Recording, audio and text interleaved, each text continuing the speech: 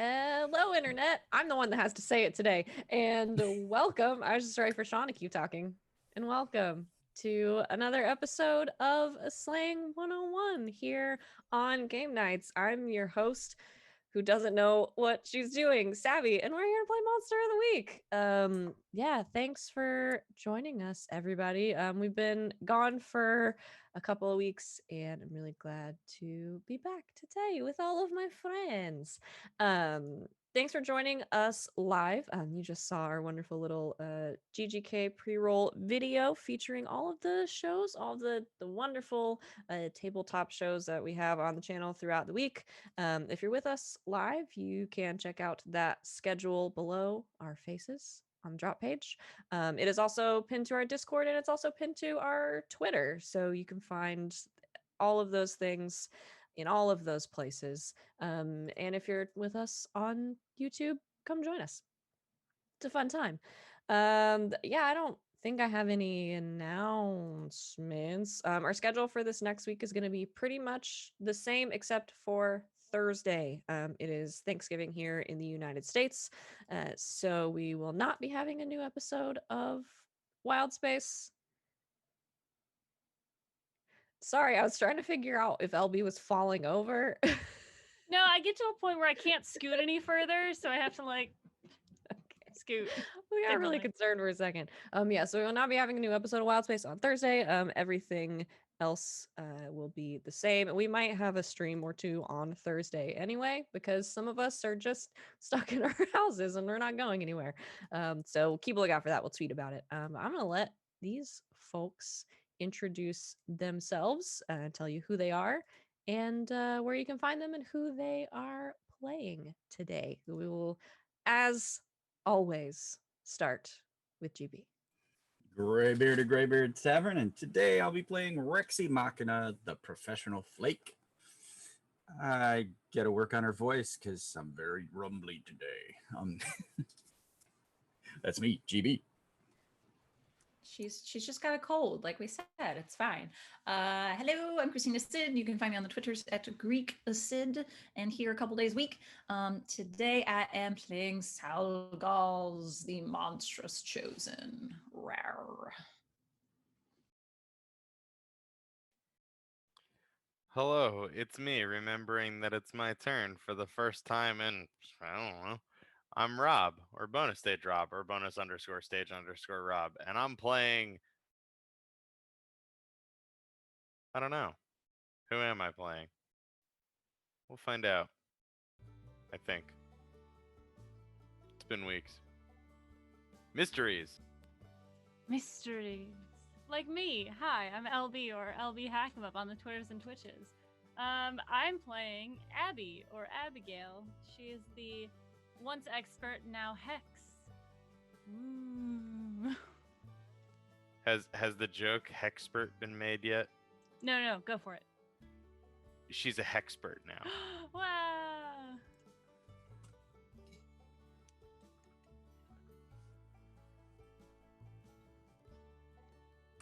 I was expecting more after that. Is it my turn? Okay, No, hi. just about as disappointing as ever. Go ahead. Normally, y'all talk for much longer than that. Hey guys, I'm Sean the Kraken King on Twitter and other places. I'm here all the time. Check my schedule on Twitter. And today, I am going to be playing Hector the Divine. Wonderful. We've remembered how to do the thing that we've been doing for like a year. Yeah, and I'm Savvy. I run this game. So in well, like my whole window just closed. Oh no. Cool. Computers are so great.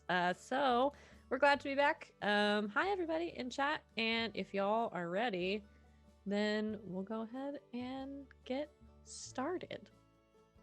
All right, let's play Monster of the Week. Last time on Slaying 101, anything could have happened. No one remembers. it's a complete mystery. It feels like it was a year ago. We wrapped up a mystery last time and began another. Museum heist successful. Nephilim dispatched. Not in the way that everyone would have liked, particularly Hector. But it worked. You did it, and for the moment, we're out of danger. But you're immediately going to get yourselves back into it. So we left off last time, Hector, with you receiving a phone call from Daniel Elliott, concerned for his family and concerned for Sally. People had been driving by his house, eventually showing up at his house at one point, checking the locks on the doors, things like that, and then making vaguely threatening phone calls, saying that Sally was their sister, asking how he knew her, and when he refused to answer, got a little scary. So he has sent his wife and kid to her mother's in Alpharetta, about 4 hours away. Doesn't know what they want, but is a little freaked out. You told Sally what was going on, and you all sort of set out to get the group together and figure out just what the heck this is all about. So before we do that, well, not before we do that, as we do that, Travis has also left for now, is laying low, hiding out. So currently within the group, right, we have Sally, we've got Rex, we've got Abby, and we've got Hector. I wanted to Rex give you, because we had talked about this before, and then we were gone for a couple of weeks. If you would like, we can go into the time break. The time break. Thank you. And expand a little bit more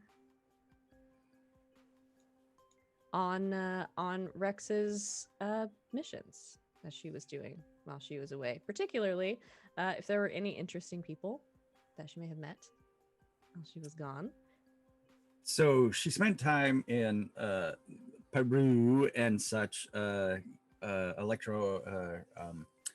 radio isotoping chupacabras, because, well, they're on the migration pattern and they're showing up more and more in the United States.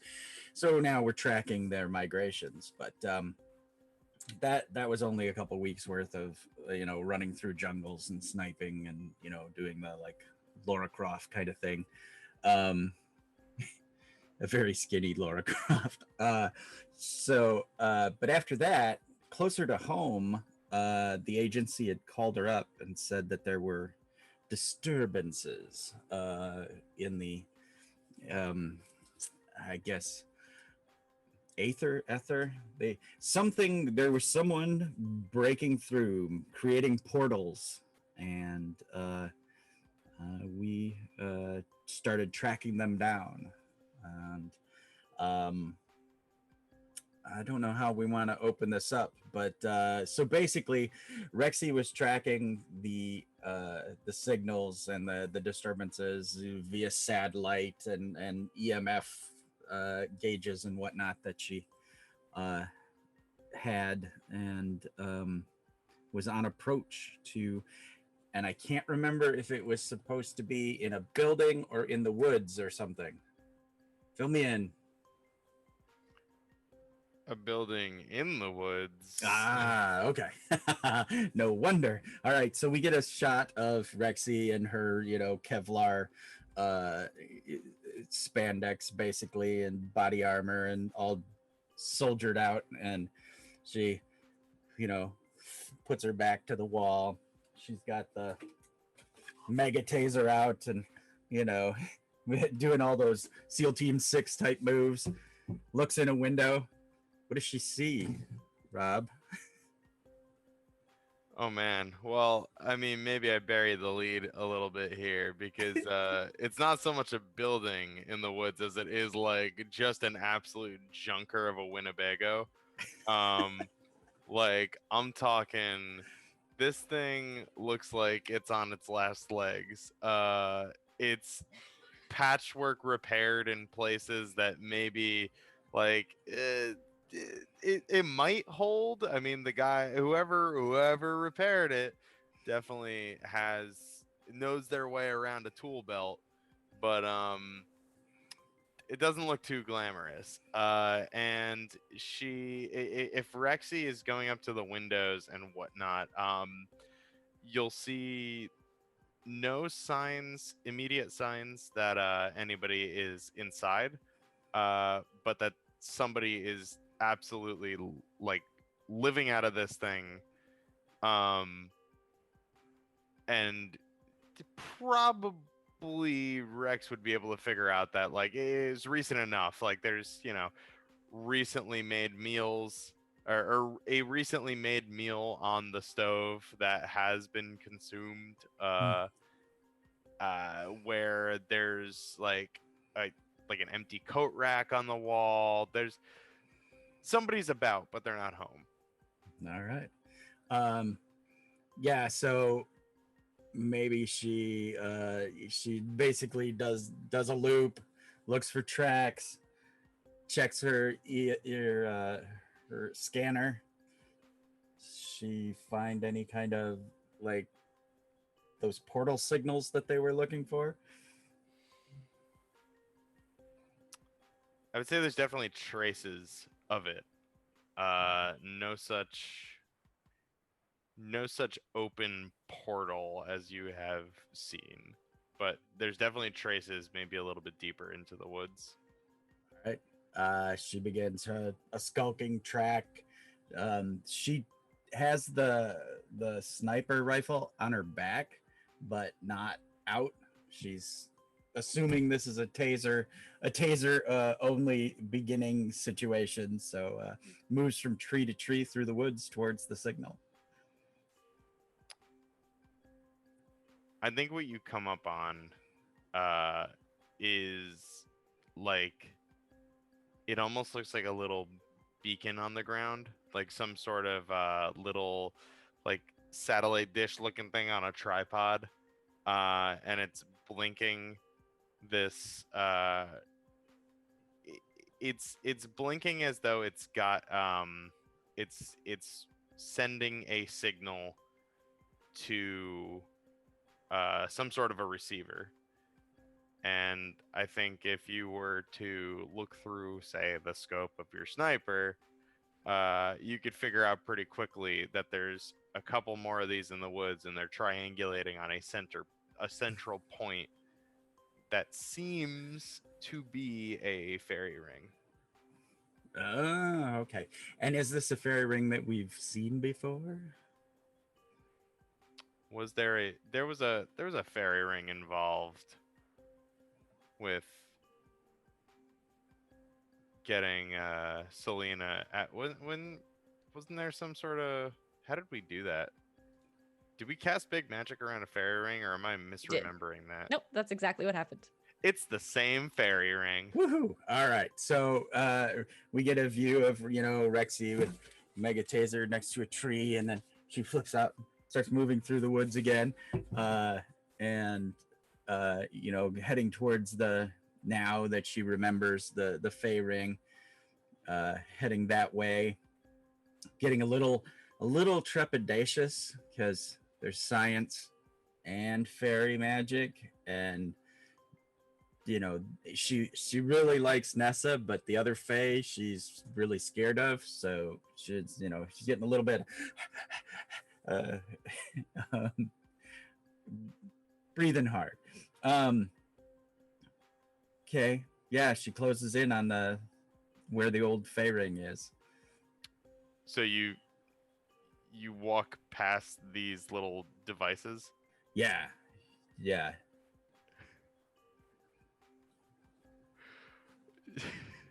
They try to zap me or something? It'd be awesome. They don't. Oh, okay. GM, I'd like to make an attack roll. I would love that. EVP. How you doing this? I'd like to kick some ass with my lightning gun. Okay.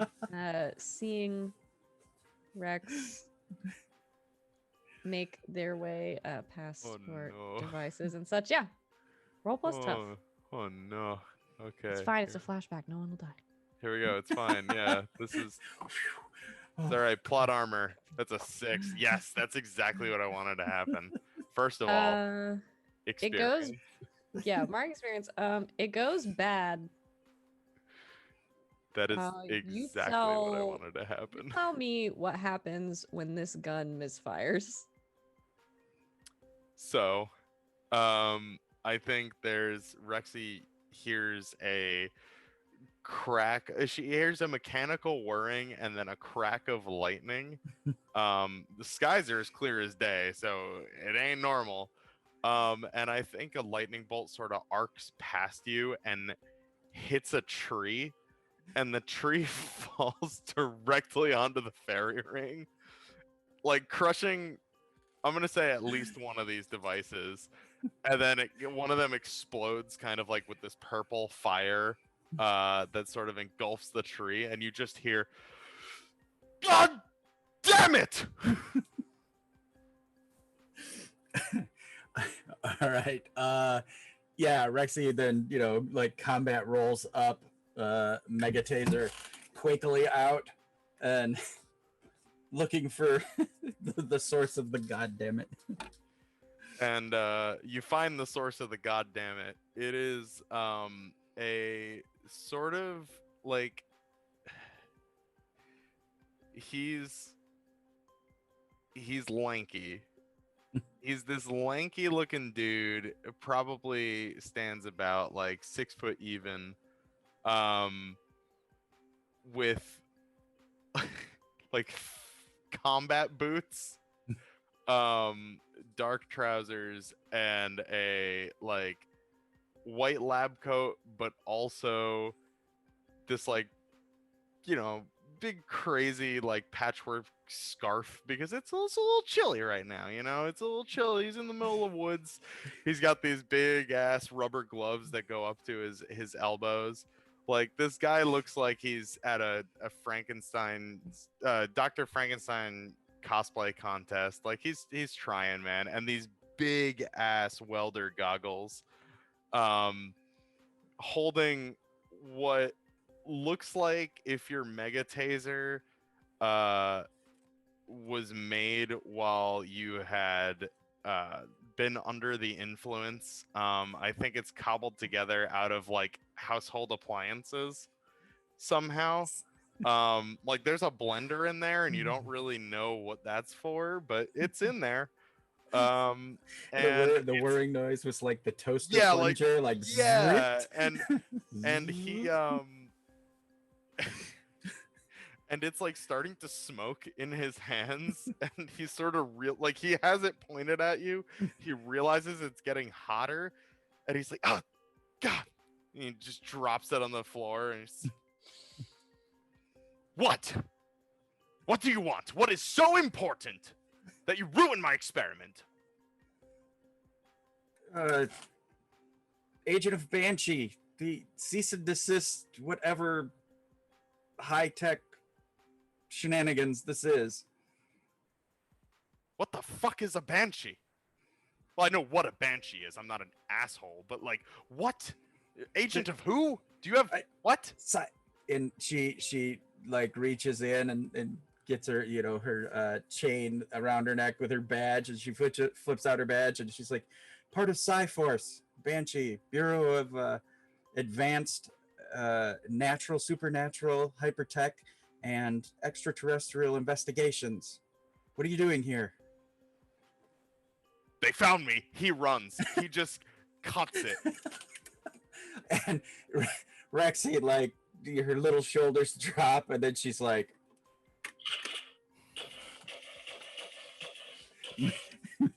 Mega tasers him in the back, because Rexy has never qualmed about shooting someone in the back. For narrative everything I wanted. purposes, This is everything I wanted. for narrative purposes, Rob, I cannot let you escape. That's fine. So The narrative goes on, baby. yeah, Rexy, you hit him square in the back with the taser. I would choose to fail anyway. You fall. You fall once again to Rex shooting your character in the back. And that's That it. And then he dies, and that was the end of that. All right. Good job, Anyway, everybody. thanks for having me for the finale of my time on Oh. Slaying 101. I'll see you. Yeah, he's out. But yeah, you get him. To expedite the process just a little bit. Yeah, you get him. Obviously, probably take him inside. Oh yeah, zip tied. And, You know the whole Rexy routine, and and you guys don't have to play out the whole Okay. conversation because I imagine it was a long one. But a mini hopefully you scene. go on. A mini Yeah. scene is at like weeks later or whatever, like after the 8 weeks and all that. Rexy's like, "Well, thanks, Doc. I mean that really takes down the mega taser. That's much more portable." That's the least I can do. Portable weapons manufacturing is my specialty, of course. I'm still trying to find a way to integrate the laser cannon into my arm. All right, well, we'll get back at it, work on it. I do have some parts that I can bring over. And so basically Like I parts. used my refactoring to turn the mega taser smaller, change the tag on it. So that's it. Love it. All right. Back in the present day. So I love that. I'm gonna keep doing flashbacks forever. It's my favorite thing to do now. Yeah, so a few weeks later, you are all sort of scrambling, trying to figure out what is going on with Daniel Elliott. Down a couple of friends, obviously, because Ajax has just left you, gone back to whatever special secret work he's doing, and Travis has as well. So I imagine, Rex, you might take this new sort of time sensitive mystery as an opportunity to call in a friend. Yeah, so that basically Rexy will, inform everyone about oh my god, Professor, what's his name? Jeffrey Hinks. Professor Jeffrey Hinks that I met while we were on break. He punched a hole, tried to punch a hole in the realms between Fae and our own, and you let him live? he's pretty smart. I think he's, and you can see Rexy calculating, okay, I'm crazy and he's Bob's crazy, and she didn't turn him into Banshee, so it's one of those type things where Rexy thinks that this could be a good fit on this mission. And she says it kind of like that, like embarrassed and haltingly, like I maybe should have talked to you guys about him and this at some point. But she just kind of trails off. What is he a professor in? That was my next question. Mobile weapon technology, and what else would there be? Some kind of portal, Does Rex know? I think Professor? so, because I think we hit it off and got sciencey. So But he teaches? He doesn't. Yeah, He's like one of those guys that just started calling himself a professor. like a super So he villain. probably thinks he is a professor of something, and has said to Rex as much, but you would know that this dude just sort of started referring to himself as Professor Hayes, That's which you're good. 90% sure is his real name. Can't be 100%. But you like ran a background check on him, right?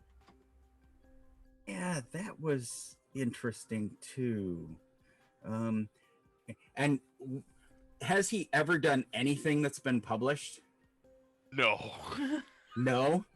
100% Okay. not. So what would Rexy? But have he's found? tried. You've probably found numerous citations being kicked out of like public places, and him trying to go to like actual scientific authorities with research on things that you know to be real, Yeah. that everybody else, like the layman, just thinks he's okay. All right, grandpa, like get out of here. But but then Rexy obviously fell into line with like, oh yeah, of course that works. Why, Mm-hmm. this is something I've been trying to get Banshee to study or use. So The worst part is that he's definitely accidentally stumbled onto like real things, but nobody believes him because he is completely uncredible. perfect. Not incredible. He's uncredible. Uncredible, non-possible. Incredibly uncredible. Incredibly uncredible. He's very experienced. And Rexy will list some things that he's leading the field in stuff that's not even published yet. How is he leading a field if he's not that published? doesn't. Yeah. I mean, there's not a field to lead in. Well, no, how to put this? He's pushing the envelope. He's like one step from the void. Rexy's obviously like a fan. Yeah, yeah. uh, I guess it wouldn't hurt to meet him. like IHOP, Sharma Surprise. We're a restaurant or like Public place sounds probably the best idea to start. all right. And then Rexy thinks about his mobile home and has this like this flash where they're supposed to meet him, and he rumbles up in the mobile home, and Rexy's like, "I'll pick him up, and we'll meet you guys." And we pick a place, and Okay. and yeah, Doc, through your tinfoil hat phone, you get a message from Rexy. Saying she'll pick you up and want to introduce you to some fellow aficionados. Colleagues of yours. Yeah, I've been on this team for a while now. They're like family. And they're not associated with Banshee in any way. No, not a one of them. Good. Some of them good, are good. almost would be targets. How do you mean? Study individuals to be studied. They're so Doc, demons and angels, Don't. fairies, all real. I know, of Rexy's course a they flake. Well, some of them are not on the team. I'll have to bring my instruments. Oh, and then Rexy thinks about the doctor like trying to stick a needle into Hector or something, or like going at Sal like, I'm just gonna pull one of your hairs, and she like snapping his wrist and putting him on the ground. Yep, chopping his head off or whatever, and she kind of chuckles to herself, and she's like, I consent. These are individuals, like people. No, you said they're subjects. But they're also my friends and coworkers, so are we cool? Yes, fine. And Rexy pulls up in the MRAP, the armored vehicle with the monster cage and such, and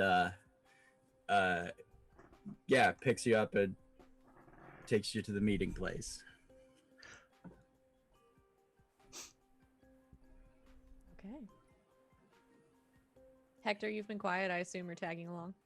I assume Hector came in at some point halfway or towards the end of that conversation. There was a beating of angel wings, and Hector appears with a bag of bagels and says, "So I was able to get the hazelnut cream cheese spread, but oh damn it, I forgot the locks. Hold on," and he just disappears again, and then reappears a bit later.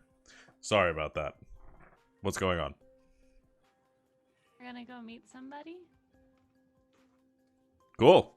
So, you know, that whole interview process that we were sort of trying to sharpen with you, I think now you can help employ it. Okay. Now, is he the Yeah. one that gets bagels now, or? No, those are for the kitchen. Just put those in the kitchen. Oh, Right. oh, you mean no? But you're just so fast at it. Yeah, that was like a delegation thing. It's like, it was efficient, yeah. I gave you a credit card for it. Put it on the business expense. Mm-hmm. Oh, here you go. You can have that back now. Sure. So, I don't need my hammer. Not that kind of meeting. No. Probably not. And even if so, I think we could take him. Be fine. Excellent. Can't wait to meet him. So yeah, just everyone think of some good questions. Yeah. Got a few. Yeah. Like, where does he see himself in 5 years? And No.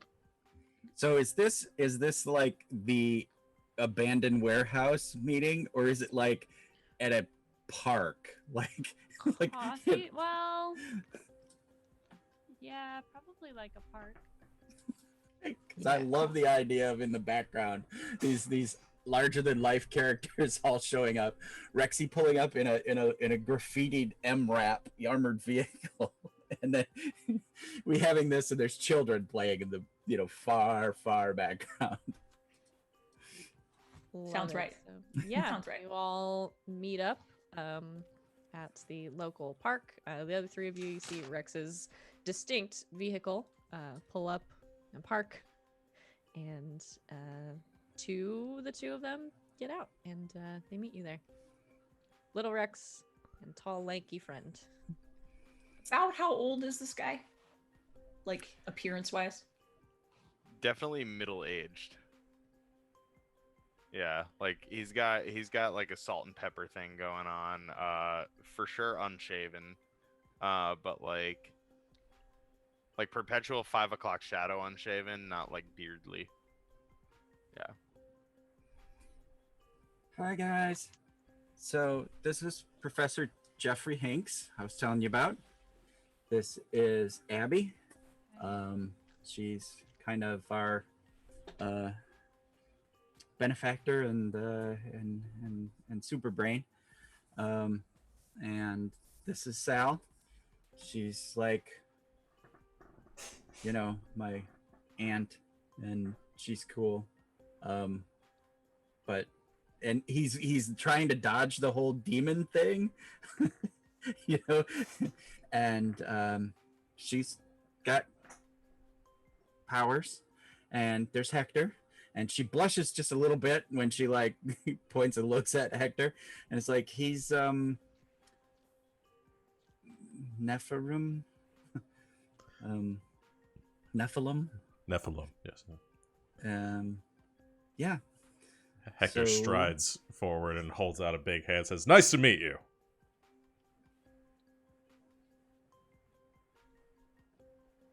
Isn't okay, so Rob hasn't heard the word Nephilim until this game. Is that like a well-known mythological thing? Would Hanks know of a Nephilim? It's a religious term. Yeah, he's religious probably term. heard that. That's why I don't know. He immediately goes to look for where your wings should be. Like slinks around your arm, and it's just Do I have something on me? grabs like onto your shirt and like shifts it around. Oh, whoa. Consent, Doc. Consent.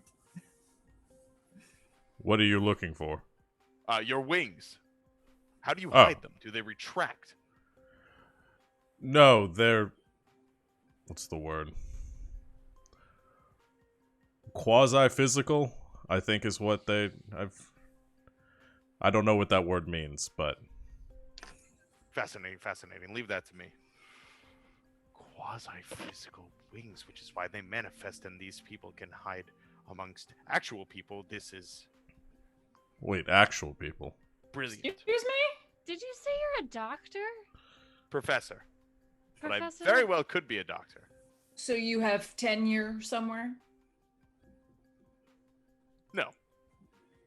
But you teach.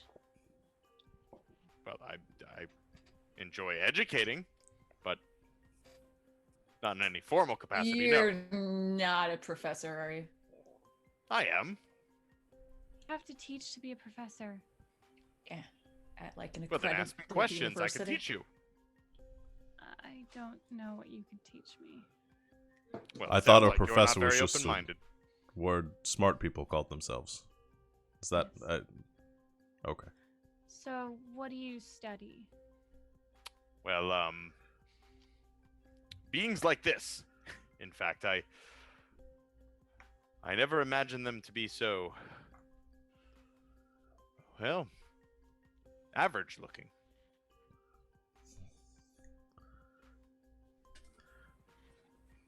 I'm sorry. Hector's fucking like gorgeous. What the hell are you talking about? Well, I mean, have you ever seen a picture of like angels in the Bible? They look like horrifying They look like monstrosities. 48 eyes with a bunch of fucking wings. They look terrifying. Right, he has two eye, well, that I can see. Oh, you meant that I don't looking- look monstrous or Otherworldly, maybe? otherworldly. Rexy interjects. Exactly. Right. Um, You would be speaking more so of like my mother and her siblings.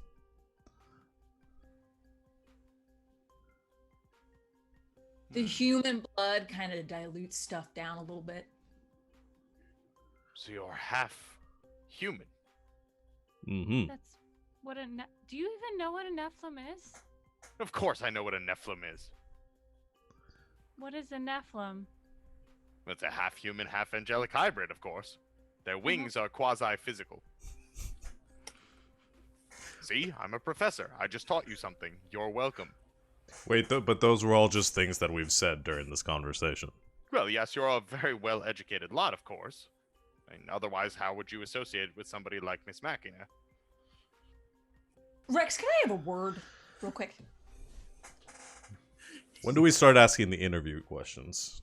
He starts. You know what? He's Get started on that. We'll just be right over here. at this point. He's like staring at Abby, trying to figure out what her deal is. She like is like looks at him and then she just like gets nervous and looks away and like but looks back at him and she's like, what are you? Like what? Just yank Rex aside, grab a bagel. Who is this Weezbag? What is this? Brilliant. He's absolutely cutting edge science. Trust me, this guy put a lightning gun together out of a toaster and a blender. Okay. Okay. Just trying to reserve judgment. Just trying to. Okay. You have 5 minutes to show us that this person is worth value before, like, I just smack him for just existing. Okay. Show me value. Okay. Remember when Wynn just showed up with Victoria and, Travis, like, wanted to do just basically what you're saying right now? I mean, and Vic is cool, right? Vic showed value. Also, yes, she's dope. So I'm not getting any dope out of this dude. So show me value. I mean, lightning gun. I don't see a lightning gun. I see a guy pretending he's teaching us stuff we already know. he triangulated and found a Fey ring. I think he was going to open it if he hadn't. Anyway, there was a circumstance, and I'm pretty sure he could open a goddamn portal if we needed it to happen. Okay, you're leading this interview. Leading questions. Valid. Okay. All right. Hector's already started asking interview questions. Okay. Perfect. Go with that for a minute. And, So, what are your measurements? You can't just ask people that, Hector. I What do you always get mean? asked that in interviews. What He's not a. What creature is that? Not a normal interview question? That's not a normal interview question, Hector. Oh, never mind. What creatures do you study? Well, recently there was a sudden spike in Fey energy around this town, in fact, and I have been dedicating, well, the past year or so to Fey creature research, and I mean, I saw readings that I've never seen before. I mean, from an actual interdimensional rift opening, potentially. I mean, I couldn't replicate the experiment because, well, that's not important. But there was also an instance of potentially temporal disruption. Like, we're talking actual potential time travel here, and I just had to move into the area and really dig into it. Oh, how did you detect the fade magic?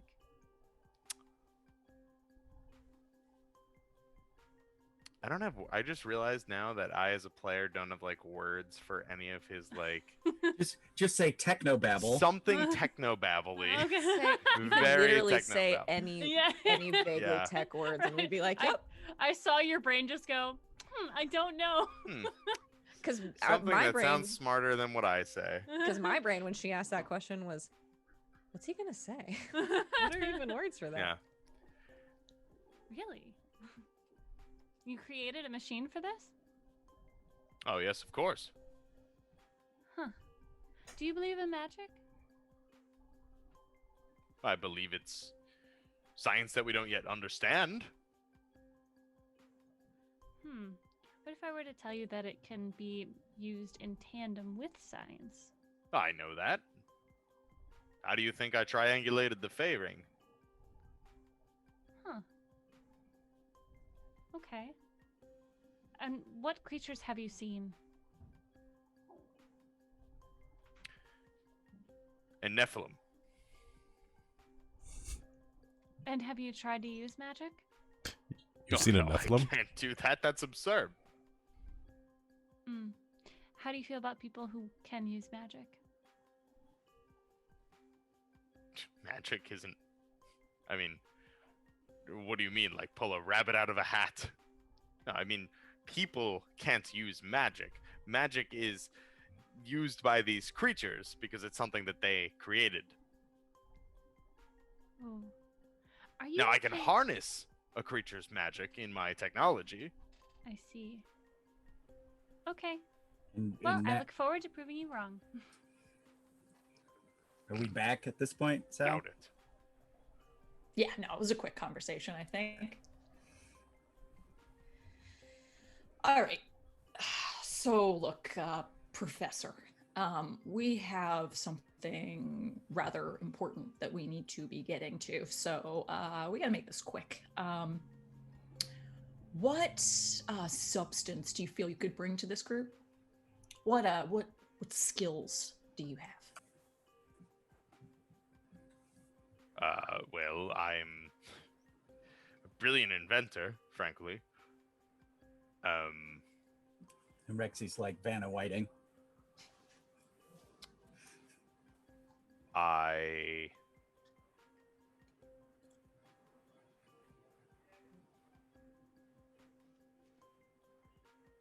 Can Well, harness magic with science? Yes. I just think my expertise speaks for itself. yet to be seen, but he could detect Fey magic. He built a machine for it.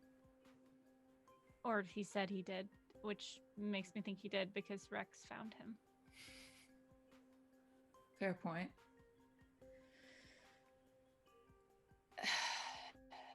And doing it under the radar from all of these secretive Men in Black type government organizations that seek to steal and destroy my research. No offense, Miss Malgina. Right. So I'm discreet. Just looks him up and down. Standing in a playground in a lab coat, big rubber gloves, goggles, and combat. I love it. Yes, you look the epitome of discretion. That's the idea. So Right. where do you see yourself in 5 years? I'm sorry, is this a job interview or do you need my help? I'm not entirely sure.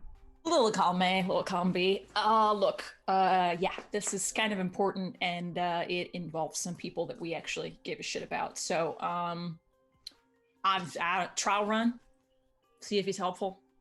If not, then we figure it out from there.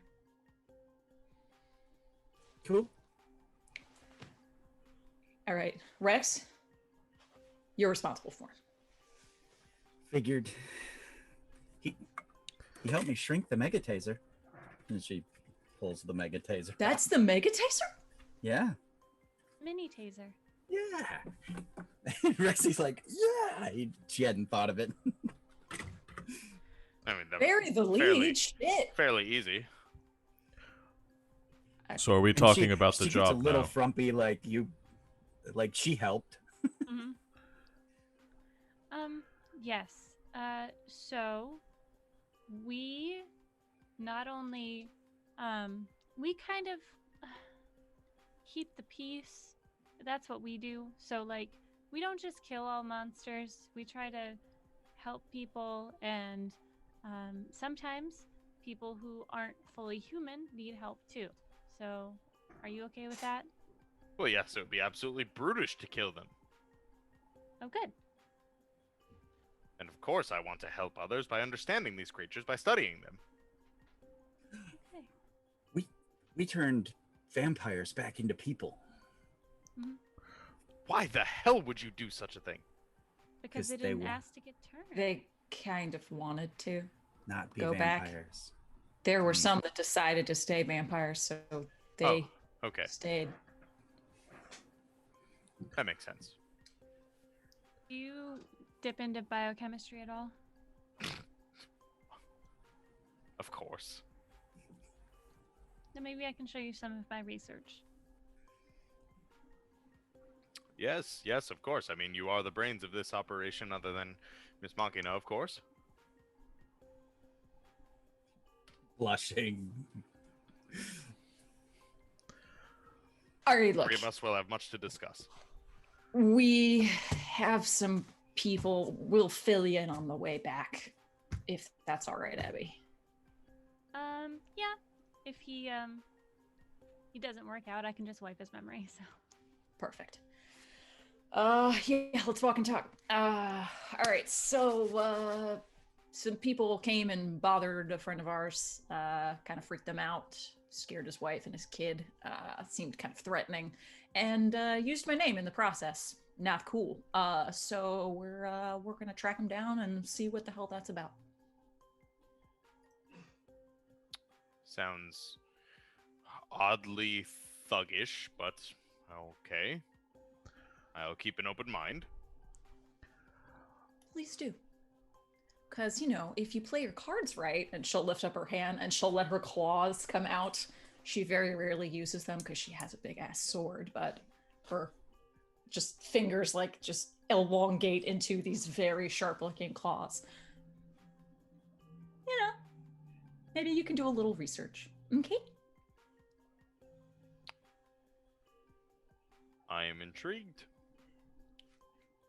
Most are. She'll let him back. Let's go. I'm going to go check on Daniel to make sure he and his family are okay.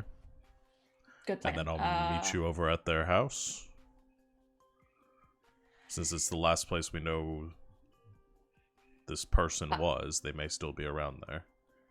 I would say maybe we do a little recon first, because if these people actually know who I am, I don't want them seeing me showing up there and then having their, I don't know, conclusions being solidified for them that I'm associated with Daniel. You know what I mean? Okay. So look around the area, don't actually go to the house. Well, you can just like plop directly inside the I house, can just right? go right inside the house, yes. Can You take do someone- that. Can you take someone with you, Hector? Technically, yes. I'm not very good at making sure they end up in the right place. I have a habit of people ending up in... It doesn't usually go well. Okay, then we won't do that. I was thinking that In an emergency, I'm willing to do that, but I don't want to put anyone at risk. Fair. Okay, then I was thinking that'd be a good idea for me to go, and maybe I could take a look into the past and see these people, get eyes on them. So That'd be great if you can. I was thinking too, maybe Rex and maybe the professor here. I don't know if you're good in some tech there. Check around for any local, spy cam, nest cam footage in the area. See if we can get some eyes on these folks. right, and maybe I can install a camera at the house just in case. I'll let you in when you get there. Okay. I hit a button on my phone and the Tesla pulls up. All right. I'll meet you there then. Everyone have their jobs? Yeah. Wait, Rex, where are you going? Right now. Wherever I'm needed, I would assume that I would stay out of a visual perimeter of the area and use communications to coordinate when and where. Me Okay. and the doc will be on call. Right. Well, you're looking up and trying to find these people on cameras around town. Right. Right. You don't have to do that from my lab, right? No, I could do it from the truck. Okay, solid. Just wanted to make sure. I didn't want, Yep. well, I'm not there. Yep. Cool. All right, see everyone there. And Hector turns Bye. around, and there's a little bit of a light thunderclap, and he disappears with the beating of wings. To the truck. Okay. Hanks is lingering on the spot that Hector was, and he's rifling through his satchel for something to like measure whatever readings he could get from this. There's a tug at the back of your lab coat, and Rexy's like, almost a foot shorter than you, and kind of pulling you along. All right. Plenty of time for that later. Consent, do mission, get involved. Lots of ability to look at lots of cool stuff. Right. All right. With some nudging, you all leave. Abby, take the Tesla. The rest of you pile up, van, and get ready to do mystery things. So Hector, you have teleported away. I'm going to check in on Daniel first, just to make sure he and his family are doing all right. Okay. So you teleport into the house. Mhm. I assume because I assume they know about Hector, because his wife knows that he's a Nephilim. And, okay, so yeah. Yeah, they know you. So you teleport into the house, and it is quiet. You look around for a second, and you hear some footsteps kind of coming down the stairs that are off of the living room. What time is it right now? I realized I didn't ask that before I did this. It's not like the middle of the night, is it? No, it's in the middle of the day. It's like 2 p.m. Okay, just making sure. You hear footsteps coming down the stairs. It's Hector. You hear it. Jesus, Hector. Sorry. As Daniel comes down the stairs and around the corner. I thought we talked about this. I know I didn't want anyone to see me coming here, so You scared me. I apologize. Is everyone doing all right? Yeah, everyone's fine. Sarah and Jacob aren't here. Okay. We just talked about this on the phone. I know. Oh, we're at your house. I thought he had gone with them to the message that I had. I thought he had gone with them to their aunt's place. Oh, I didn't think you would be here, actually. Hi. Hi. So you checked on them. They're okay. Yes, they're fine. I talked to them this morning. Good. I have some people coming over that are going to help. Sally and the rest of our group and a new guy. A new guy. Mm-hmm.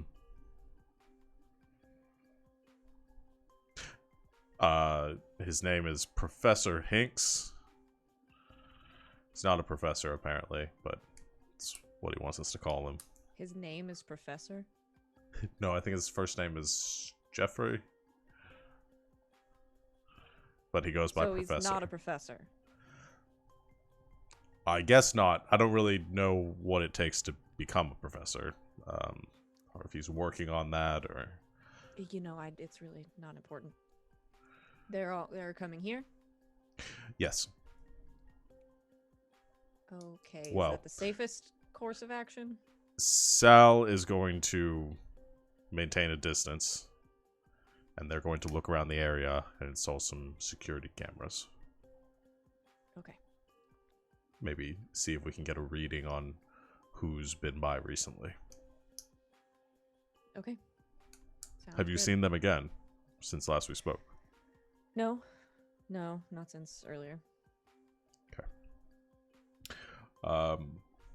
Is there a place nearby where I can see the house and be more inconspicuous?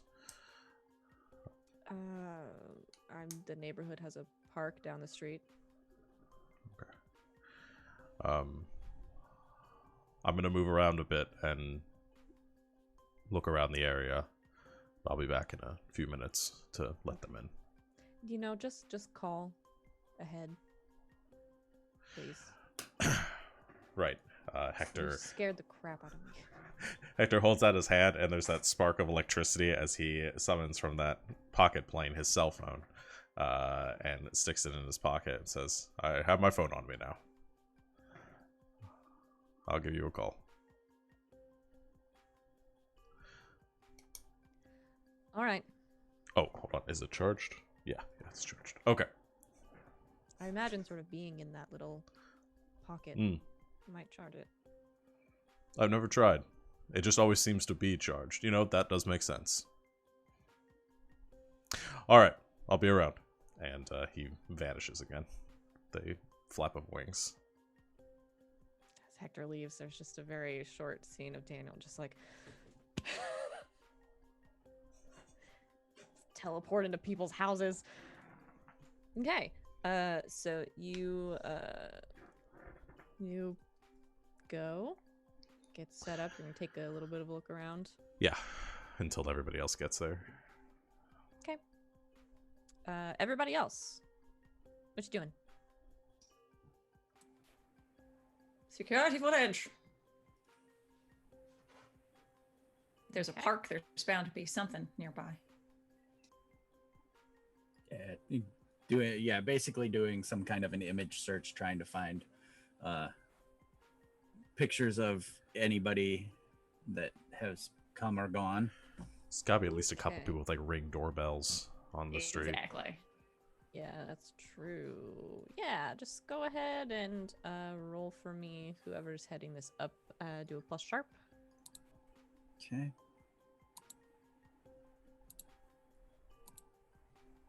11. Okay. Where did my... What are we calling this investigative mystery? So yeah, you all can ask a couple of questions. Okay. If you would like. Ah. Or it can just be, what do I find in here? Yeah, sort of. Today. Yeah, basically, what sort of creature is it? You know, what happened here? Where did it go? Yeah. So, with some help, y'all get into. I mean, it's not that most of these things are not that difficult to get into. So, like a couple of city security cameras, a couple of like the video doorbells in the neighborhood, that kind of thing. You see a couple of things that are promising in these little snippets that like the doorbells have recorded. You do see at one point around the time that Daniel had called Hector earlier, a little bit before, you do see driving down the road in the neighborhood very slowly, as Daniel described, some kind of black sedan, sort of slow, very slowly, kind of slow rolling through the neighborhood. Looks like there are two people inside. The quality's not great, so it's hard to tell. From the cameras in that are sort of in and around the park, you do see at one point the same sedan sort of pull up near the park and stop, and somebody get out of it and sort of start walking down the street. It's hard to get from this distance. It's hard to get any sort of detail on the face. They're also wearing sort of a jacket with the hood pulled up, but what you see is essentially similar to what Daniel described on the phone. A rather large, sort of broad-shouldered person. Probably not as big as Hector, but sort of coming up on him. Make his way sort of down the street into the neighborhood, and then about 20 minutes later, make their way back, get in the passenger seat of the car, and drive away.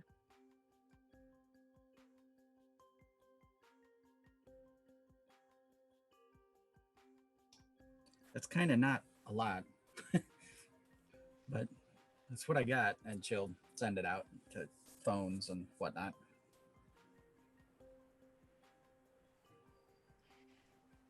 Any way to find out who the car belongs to? Get like a plate or anything? At any point, did we get a front or back plate, depending on what state? Yeah, you can get a license plate number. It is a Georgia license plate. You can... There we go. You can pretty easily, between all of you, sort of run the plate, and it comes up as registered to a Charles E. Daniels.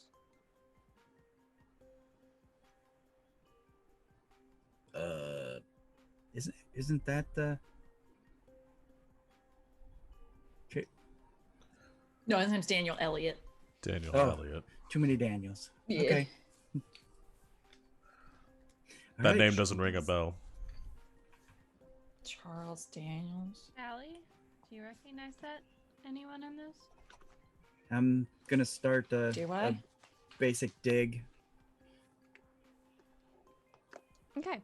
Yeah, you start digging into Sally. No, at first glance that doesn't sound like anybody you know. You start digging in a little bit, and oddly, because it is Rex in your experience, unless they are the kind of person that you are, a difficult thing for people to get away with, you find basically nothing. No home address, no phone number, nothing. Rexy like thump, her basically head into the keyboard kind of thing. And she, while her head's down there, she'll say, yeah, some kind of operative, probably. They got nothing. They're a ghost. Why would they drop my name?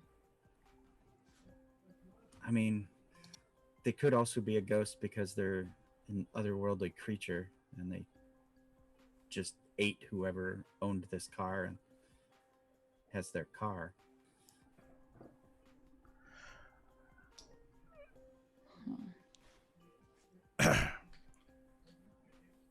It also could be an alias.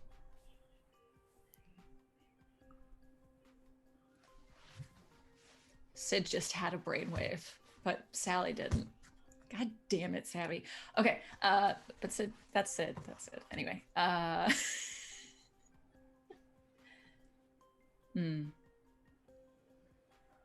Well, maybe if Abby can come down and do a little rewind, maybe she can get a better look at whoever this is.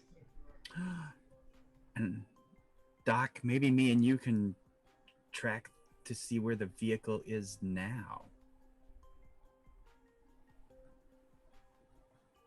And how do you propose we do that? Well, if you want to help me out, and Rexy actually has surveillance equipment in the thing, and so she'll be like, if you'll take those, we can reroute like city drones, CTV cameras, and whatnot to try to find the car if it's still in the area. Basically, I want to give you something to roll. So This feels like busy work. I thought we would be studying more magical phenomena. this could be an otherworldly entity here on our plane for assassination purposes. I mean, why would they evoke a demon and why would they harass a Nephilim if they're just people? Now I see why fiction is so flighty and fanciful. This just feels like Hitman. He wouldn't know what Hitman is. Rob would. This just feels like a James Bond movie, but with magical creatures. It's not particularly scientific, but fine. Let's take a look if I could commandeer one of these drones. So yeah, I guess he would. Let's see what weird science does. I've never done that. Woo-hoo. Yeah, I mean, I think.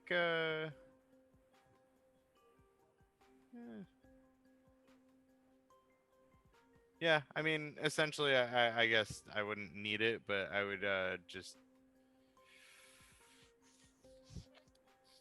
I guess, use the surveillance equipment and try to track this thing down using common routes in Cedar Grove. I don't know. I've never had to do science shit before. This is interesting. Or surveillance shit, really. Yeah, I mean, I guess he would start with most commonly traveled routes and sort of try to pinpoint locations based off of that and find the most probable place that this dude would end up. Okay. That sounds sciencey and surveilly. It does. So then my question for you is, are you wanting to sort of use the stuff that's already at your disposal, or are you trying to weird science it and take some because weird science is essentially for like either building something or sort of taking devices that you already have and adapting them? Right, it was less weird science the more I read it and more just using the things that I was given. Sure, then we'll just roll to investigate a mystery. Woohoo.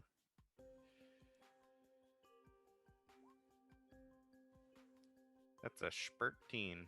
He's so smart. All right. Yeah. So doing some surveillance, essentially trying to figure out either where this car is now or where it came from, or potentially both. You started using the equipment that you have at your disposal, and Rex has a lot of this stuff too. You start using your brain that is so good at triangulating things to try to track down this car. It's a little bit difficult. The cameras that do exist in Cedar Grove are by no means sort of covering the entire city, so it takes some extra work. This isn't like a big city where they're sort of covering every block with a camera. It takes some extra work, but you do manage to follow it essentially into a district that some of the others of you would be familiar with. Professor, I don't know if you would be or not, but on sort of one side on the outskirts of Cedar Grove, there is a like an old warehouse district. Mhm. Some of you have been there before. Many of them seem to be abandoned, no longer in use. There are a few sort of companies that are still out there, a couple of like mostly like shipping companies, that kind of thing. We managed to follow the car that far, and then once you get into that district, you kind of lose it. Okay. Alrighty. I mean, I guess if I could use one of these questions, one of these general guys. Yeah.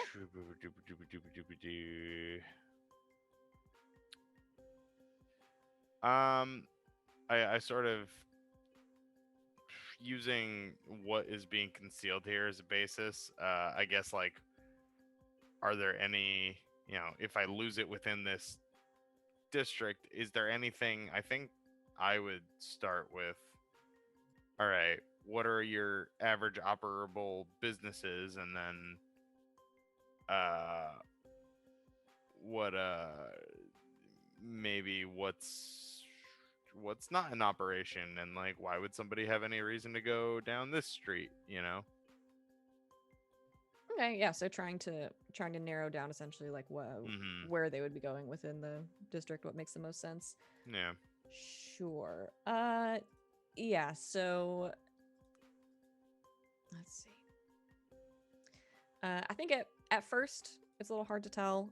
There's not much that's in business out there, and what is in business out there are not necessarily like customer facing businesses. It'd be more like transportation things, like sort of like a trucking terminal, something like that. There's a couple of those out there. So unless they either, I mean, really, unless they worked there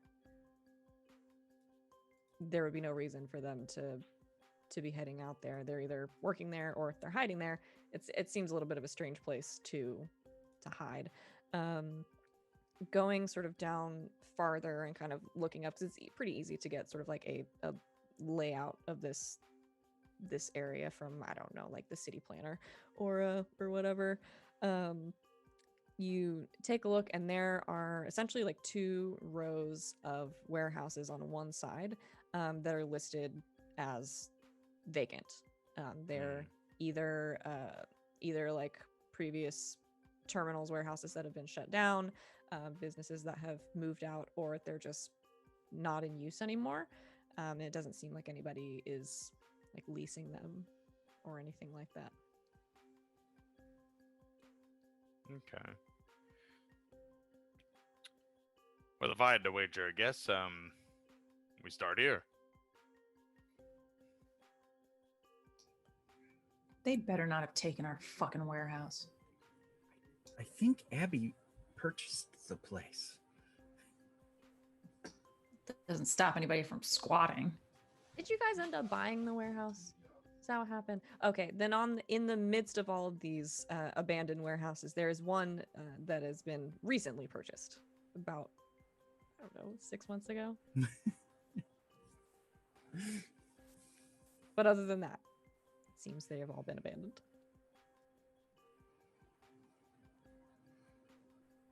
Okay, good job, Doc. Let's move out. All right.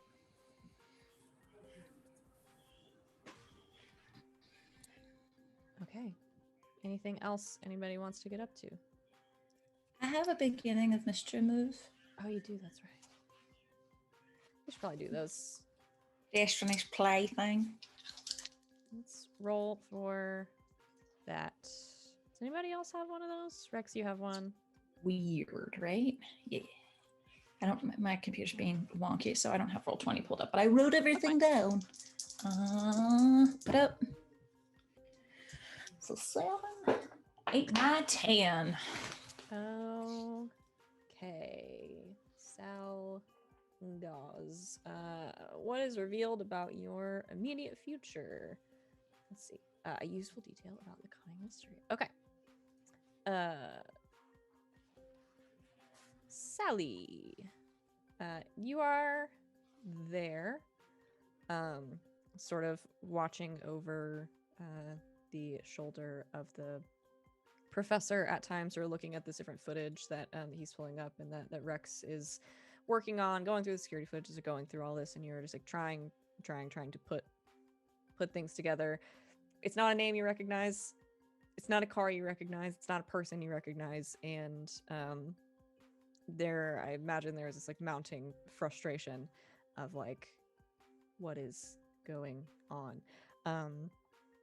And then as Rex is sort of flipping back through a few of the frames on this video, trying to kind of pinpoint this person that has got out of the car and walked down, there is a moment where she pauses as they walk by and kind of flips back a couple of frames, and the person's face turns a little bit more towards the camera.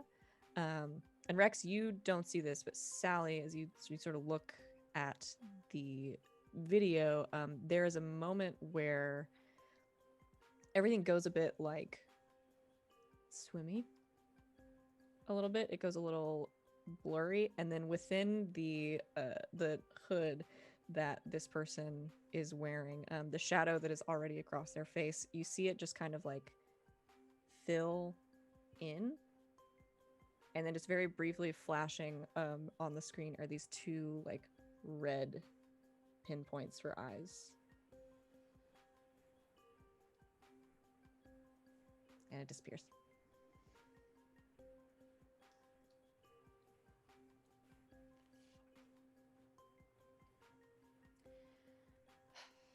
I think we're dealing with demons. Yeah. What'd you see? And she's like stops, like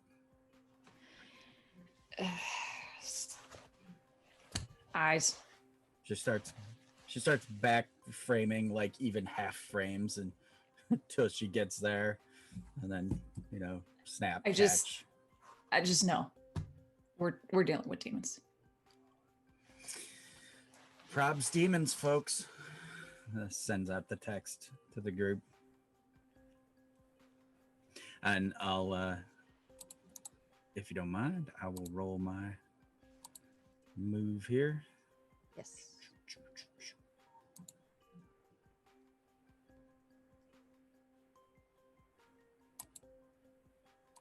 Come on now. There it goes. An 11. So Okay. that's 3 dots. Take your dots.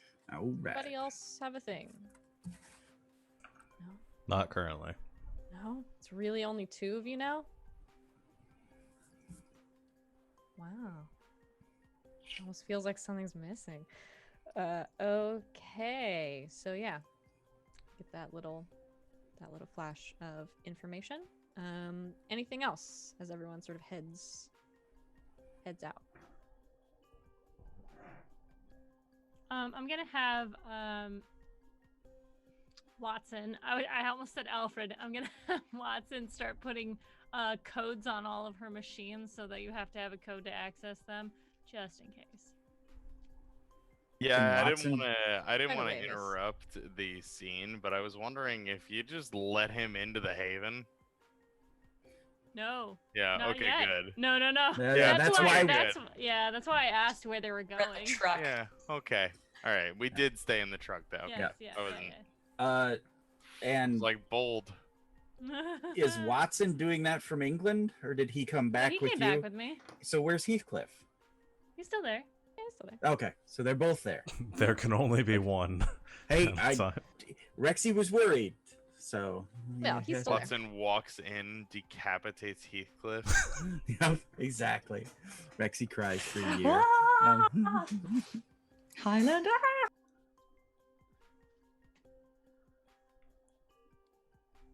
All right.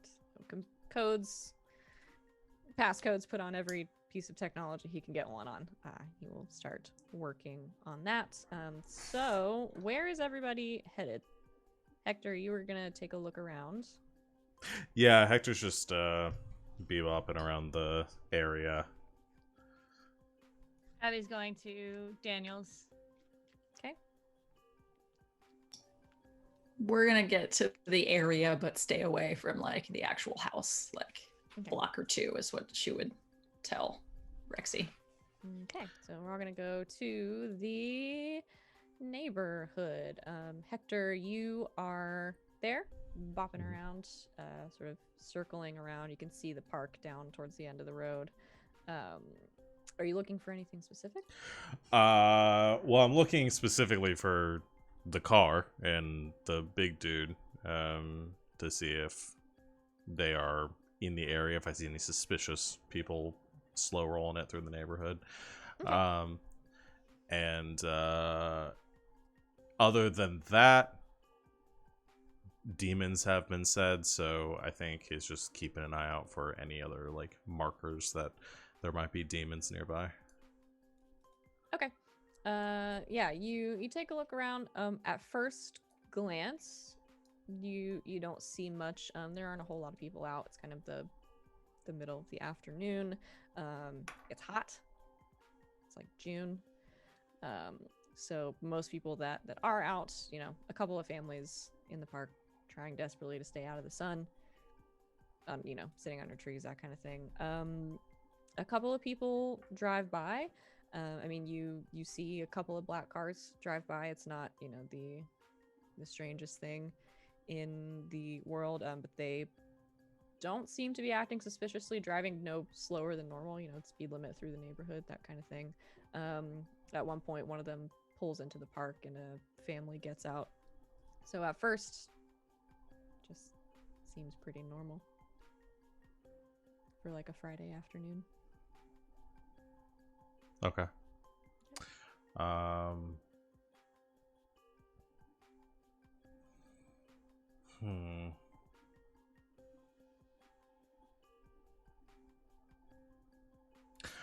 I think, okay, yeah, I'd be proactive. Hector goes to one of the houses across the street that it looks like somebody's home. Okay. Sure. And he goes up and knocks. House. It's like across the street, catty cornered from. He rings the front doorbell. Okay. You ring the doorbell. You hear after a moment a little bit of shuffling inside. The door opens. There is like a middle-aged woman standing there, sort of hair, like blonde, sort of graying hair pulled back in a bun, and she just kind of looks at you, a little confused. She doesn't recognize you. Hi, can I help you? Hector's got a sort of friendly smile on, has stepped back away from the door because he knows how big he is, and that might freak somebody out if he's just standing there by the front door.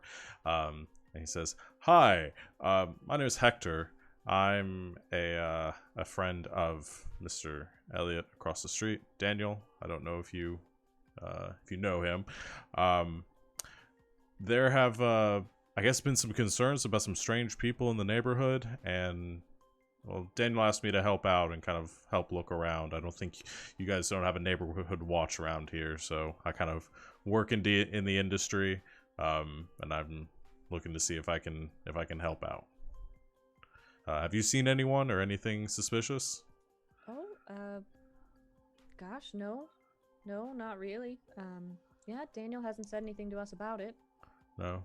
You haven't seen any strange cars you're not familiar with coming by often, or strange people loitering around? No, not that I can remember. We don't get a lot of people sort of driving through. What about any odd sounds or smells, like sulfur or things like that? In case they're tampering with any of the water mains or other utilities. You know, it's strange. Now that you say that, I mentioned it to my my husband. I don't know, last week, or whatever, and he told me I was starting to go senile, and I told him I'm entirely too young for that. But Oh, yeah, you certainly are. Well, thank you, sweetie. I noticed a weird smell. It was out in the garden. I recognized it. We used to live not here. We moved here to be closer to family. My daughter lives here, but we used to live in Alabama, and I remember it very distinctly because we used to live next to near one of those paper mills. You know Right. that smell? I have. Rotten eggs. And I thought it was weird because we moved to be closer to family, but also, to be honest, to get away from stuff like that. Hated it. You said Makes you having noticed a back it. porch kind of a moot point. You noticed it when you were in your garden. Is that behind your house? It's in the back. Would you mind terribly if I went around the side to take a look? See if I can tell where that smell might be coming from? I don't see why not. I promise I'll be in and out. Is there a side gate around the side here? Oh, yeah, sure. There's a gate. I can go around back and open it for you. Just don't mind the tomato plants. I will. Thank you, ma'am. She shuts the door. Sort of a minute later, you hear she's kind of gone around the back, unlocked the gate, and let you into the backyard. Hector will go back there and kind of walk around a little bit, see, kind of leaning around like towards like the edges of the fence and stuff, but trying to smell around and see if he smells sulfur or sees any tracks of anyone moving through the backyard, any loose fence posts. Okay. Things like that. Yeah, the backyard is you don't notice anything at first glance. There's kind of like one corner of it that's been dedicated to like a little vegetable garden. It's pretty immaculate. The grass is well taken care of. There's not a lot of like, it doesn't look like somebody's just been like treading through here or anything like that. Yeah. Okay. You said the garden is at the back of the fence? What's behind the property? Is there another house back there, or is it like forest, or? There is, yeah. So it looks like their house, their backyard butts up to the backyard of another house, fence in between. That would be sort of on the next street over. And that's where the garden is, at this corner here. And you smelled it here specifically. Well, yeah, I mean that's where it was when I noticed it. It kind of hangs in the air. Does it seem stronger any place particular?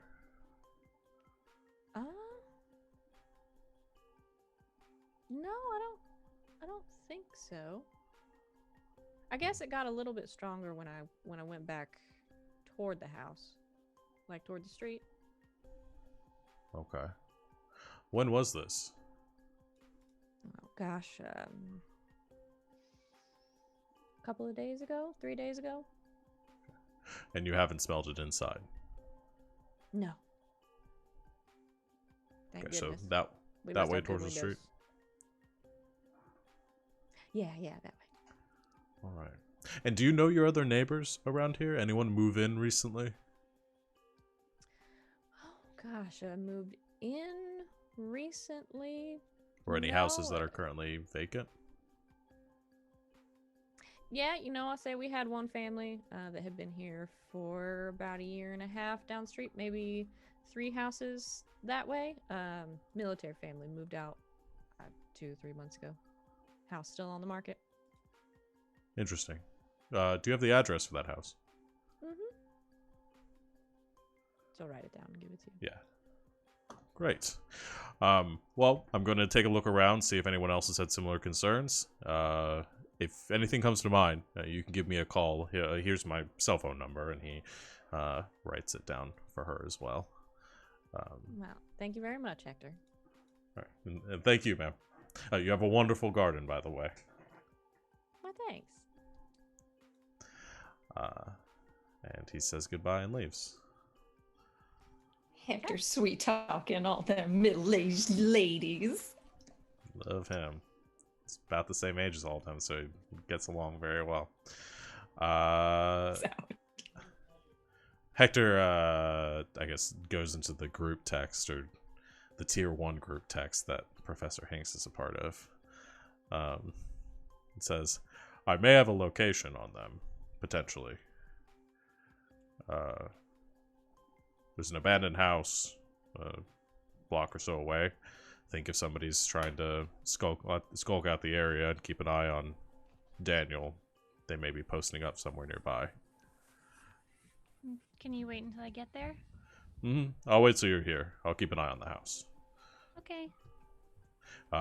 Somebody did say they smelled sulfur in the area.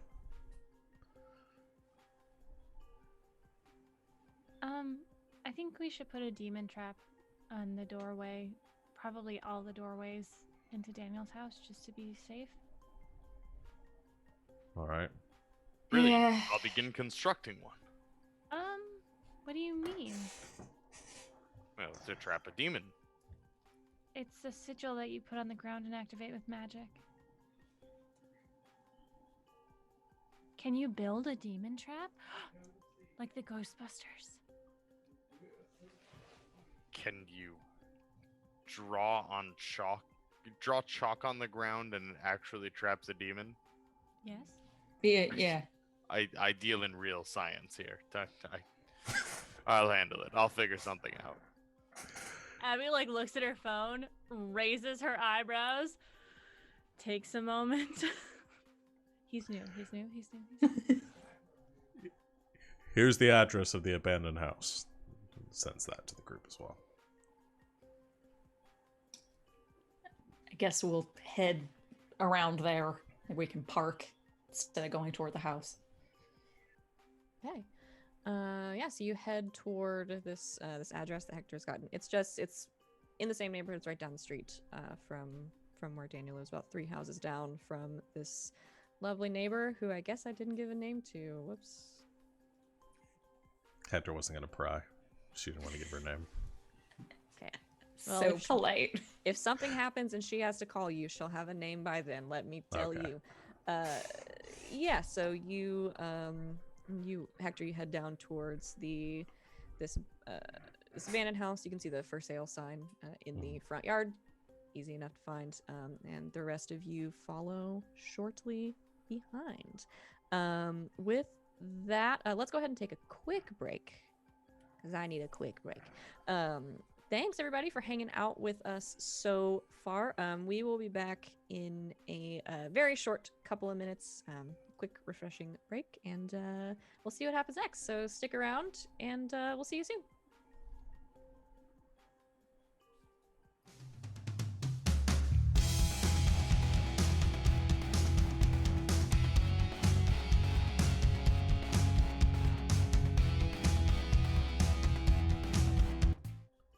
And welcome back, Internet. Thanks for hanging out with us during our break. We're gonna jump right back into it as the group ends up mostly together, or all together, I guess. Are you all just meeting at this house down the street? I would have liked to hop in the old Winnebago and maybe make a detour to do, I don't know, some weird science or something. Okay. All right. So as everyone sort of takes off, Professor Hinks, I'll meet him there. will be with you shortly. What would you like to do? So I would like to construct a demon trap. Okay. Or at least Hinks's version of a demon trap. What he What does thinks Hinks will think? work. Well, what does Hinks think will trap a demon? I'd like to real quick just knock over a church and take a few things. Okay, so we're back to Okay, crime Travis. Yeah. Yeah. already. Okay. Yeah, there's a couple of local churches you Yeah, could go to.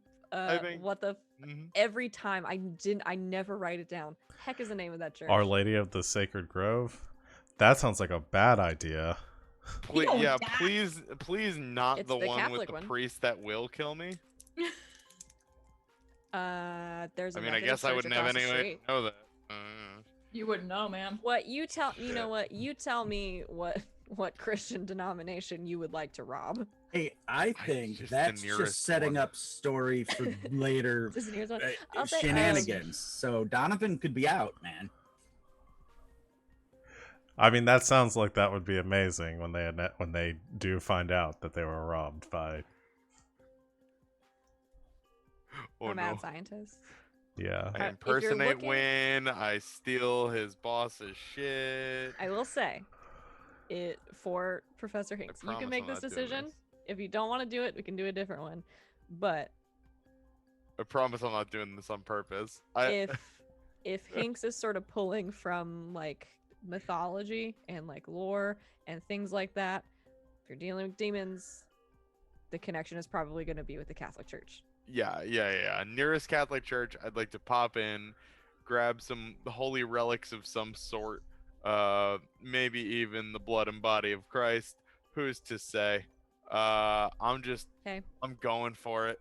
Okay, so there's not a service. It's around like 3 in the afternoon. There's not on a Friday. I don't think there's a service happening right now. They're probably later. It's a college town.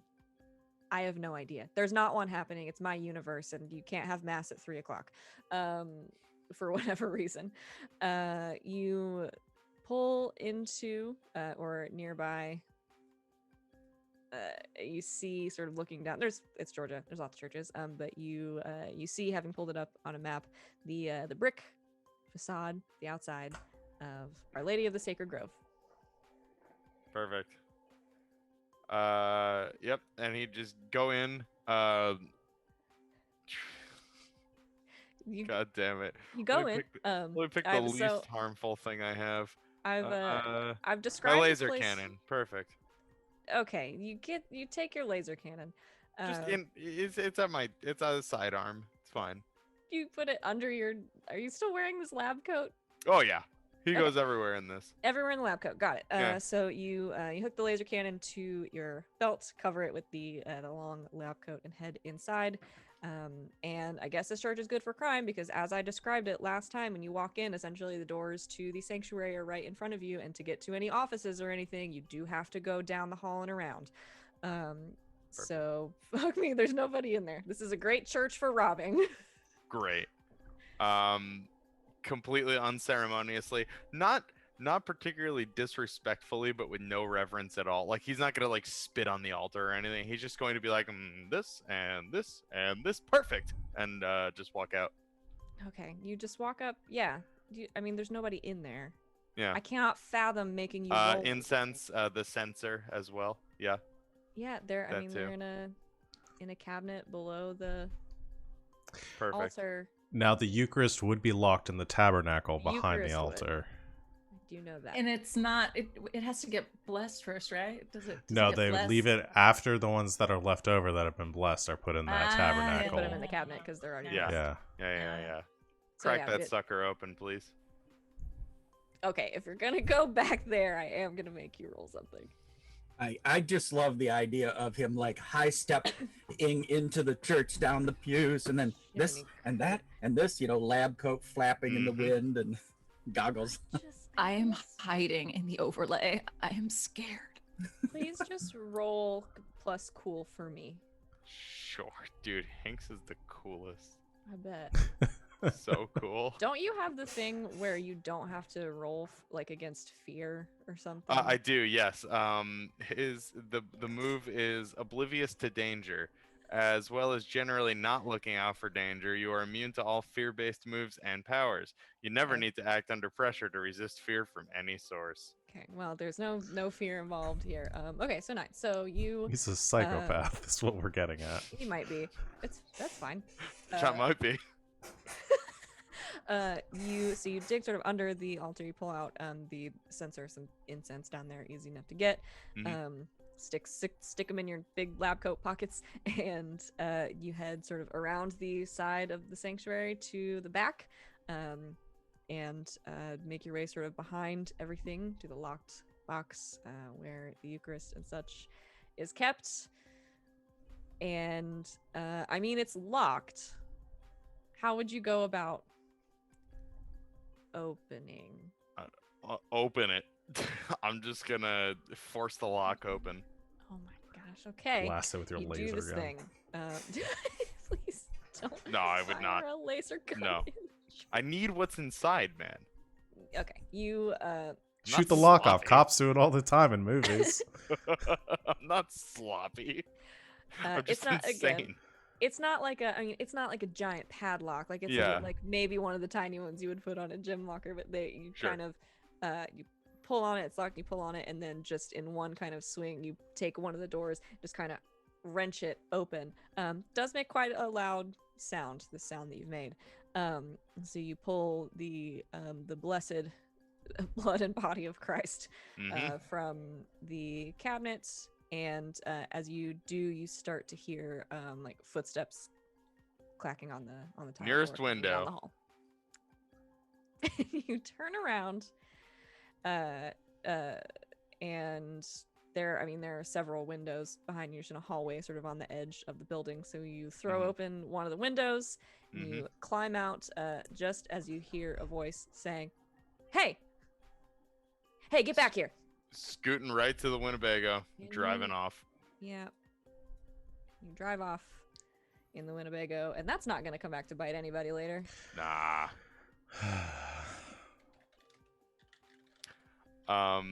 So yeah, essentially, I'd like to use these things along with. I'd like to meet up with the group, preferably if Hector's there.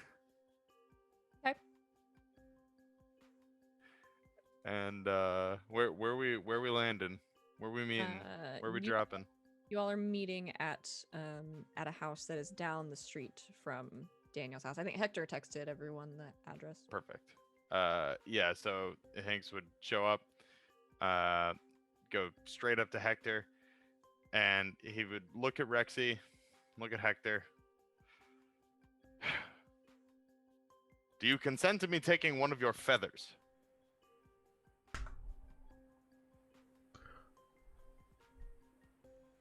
I'm sorry, are you talking to me? Yes. Why? I need it for an invention.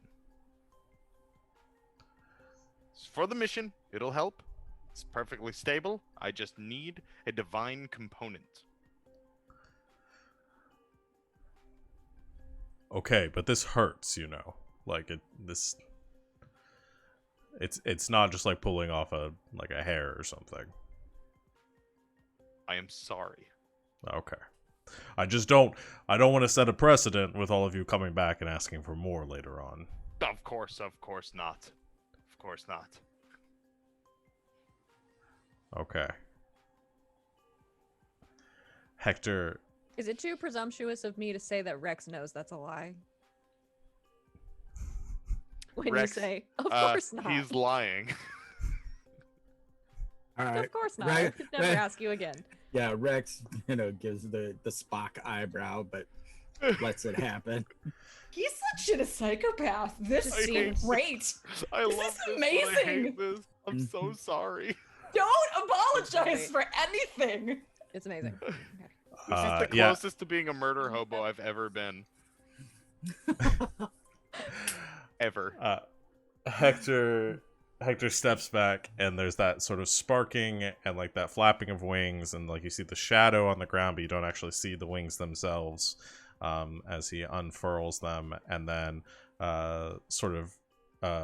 there's a gust of wind as he beats them once he reaches up with one hand, just sort of at nothing, and there's like a slight grimace as he does. And suddenly, sort of appearing in his hand is a large silver angel feather. Exquisite. Thank you. Just the one. Yes, of course. The one today.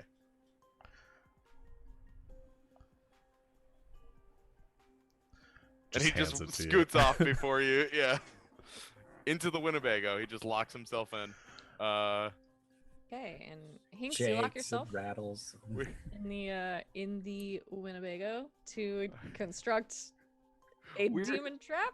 GM, I would like one weird science, please. I would love to give you a weird science. Please roll plus weird for me. Yes, dude. That's a 10. Okay, so you get to pick, I believe. So on a 10 plus, yeah, you pick 2 requirements, but you get to pick them from the list. It needs. If I say it needs a rare and/or weird material, can I use the feather? Yes. You sort of set that up very well, I think. And it won't work as I intended. Okay. Okay. Oh no. The chaos It'll that Rob comes in with this character is so refreshing to me. I love it Ultimate so chaos. much. Same, man. Same. okay. I needed this. So, Hinks, you lock yourself in the Winnebago for a short time, working very quickly, and a few minutes later come out with... He slams on the ground what looks to you like a Keurig. And he,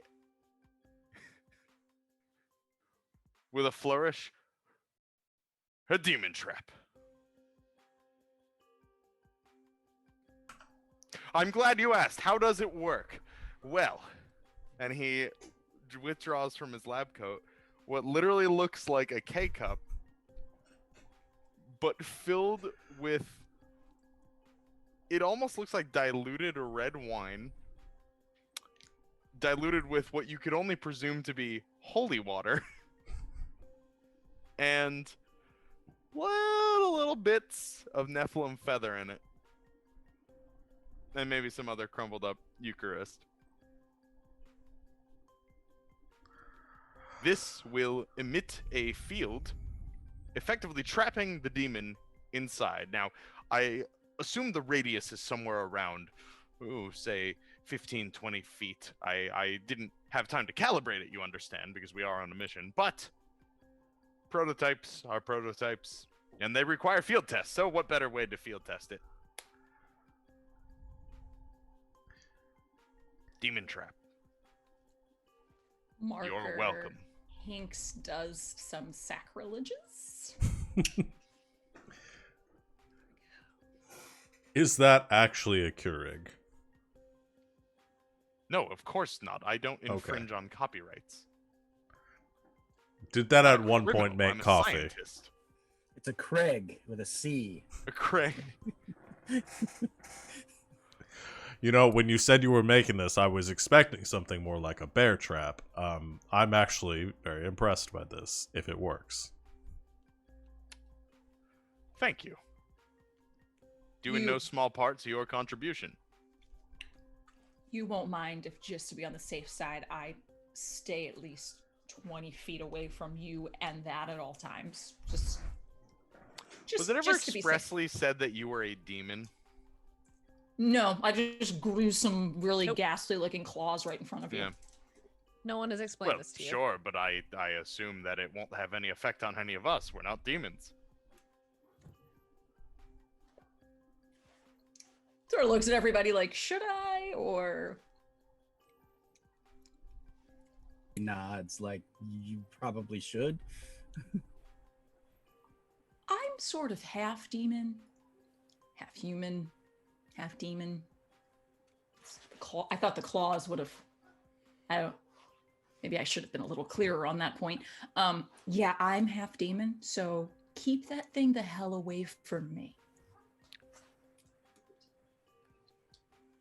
Would you be opposed to helping me test this? Yeah, that's probably not a thing. Good job, Doc. Thanks for asking consent. But untested materials, friend, prob's not good. Fair enough. Field test it is. And he just trots away with his little device. So Abby has been at Daniel's house, setting up like circles and making demon traps on all the doors. Okay, Did I not know assume, what was going on. I assume someone warned Daniel that she was there. I assume so. I figured it'd been a while since Abby had Yeah. left. So And Hector Abby, you were said he would text to let him know. You so. did, that's right. Okay. and Abby, you were gonna do the reversey timey thingy.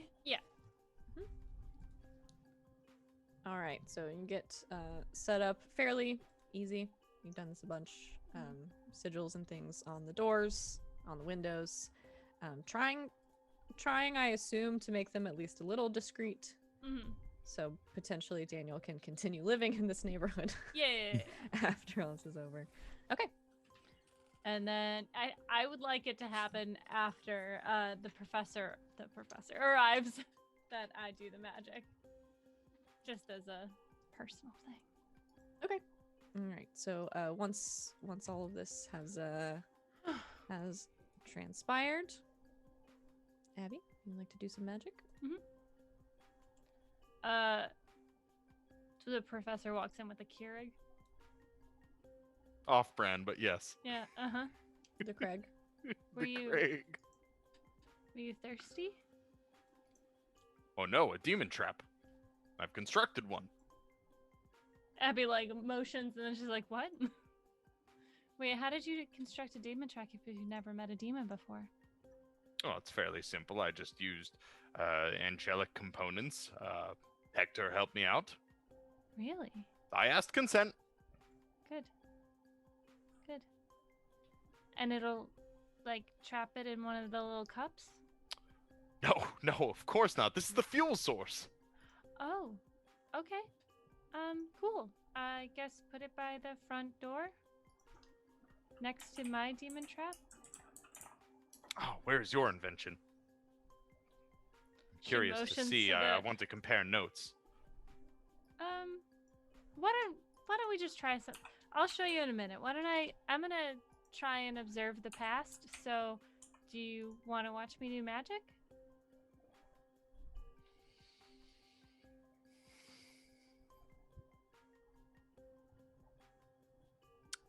Yes, let me just set up my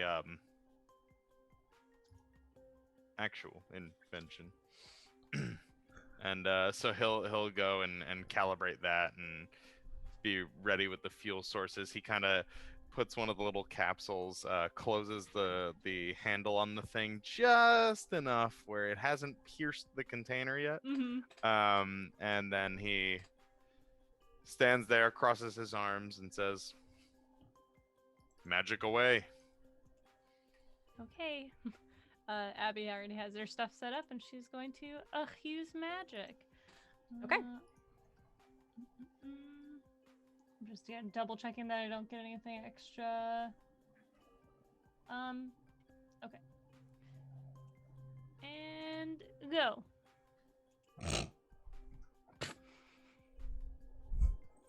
It's a 6. 6. Mm-hmm. I wanted that more than anything. Wow, You're making this way rude. too easy for me. I Well, wanted that technically so I still much. do magic, but I lose control. Oh, you do. You lose control Also, Of- bad luck charm. the magic. Yeah.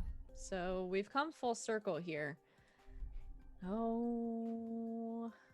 Oh boy. Oh boy. Okay. Abby? You set everything up. You cast the spell. Mhm.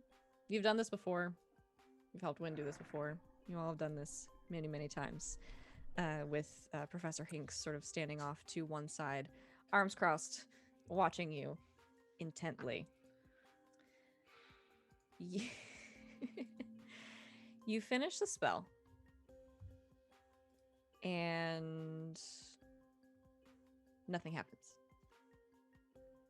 You stand there. You wait for that that sort of weird sensation of kind of being either pulled from your body or being pulled through time. Nothing happens.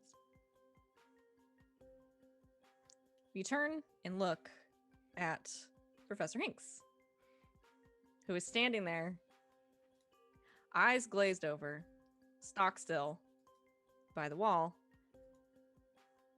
being pulled through time. Professor Hinks! Whoops. Abby casts a spell. And because of her bad luck charm, she used magic and misses. Backlash doesn't affect her. You you stand there, and all of a sudden, Hinks, you feel something just completely overtake your mind, and your thoughts start to race faster than they probably already do. And you start to feel like this, just like a tension headache, just like coming on, and it hurts. And so for a moment, you kind of squint and close your eyes, and when you open them, everything around you looks strange. It looks different. It is like there is. Let's get something spooky. Yeah. It's like everything is sort of gone grayscale. Like all the color has been like desaturated, and everything is just a little bit kind of foggy in front of you. You look around and you see Abby standing there, not moving. And you sort of look around, and it looks like everyone around you has frozen in time.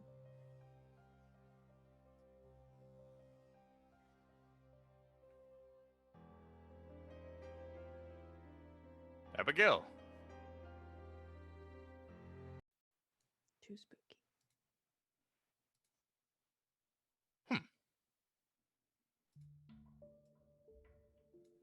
Well, this is Hinky. TM. Yeah. I'd be lying if I said I didn't name him Hinks. Just to say that. That's lovely. Yeah, you look around the room, you start to make your way around. Everything is in its place, but everything is stuck, unmoving. The clocks aren't ticking.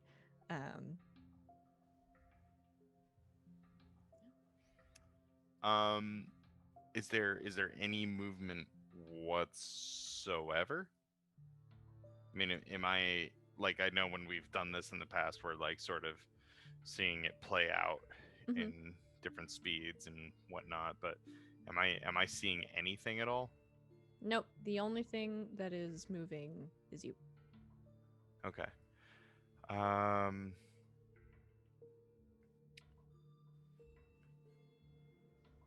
And we've seen this. What was their name? Charlie. Have they been here? Like, what were we hoping to look back? What was Abby looking for? Did she communicate that specifically? I said I was gonna look look back and see if I could get a better look at these guys, see if they said anything that would trigger, something that we know. Gotcha.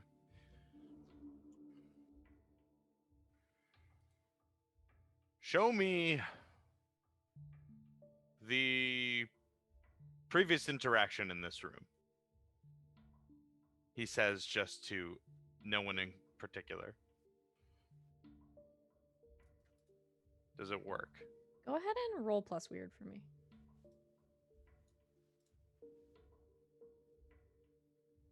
Eight. Okay. You speak these words out, imploring the magic to show you previous interactions in this room. Your voice kind of echoes a little bit through the space like it didn't before, which is odd because for all intents and purposes it looks weird, but you're in the same room. You speak these words, and you see, especially from sort of Abby next to you, a little bit of movement, like things are shifting. I mean, almost like you're watching a video and the frame rate is really bad. We're getting sort of like bits and pieces of movement, and then she disappears from in front of you.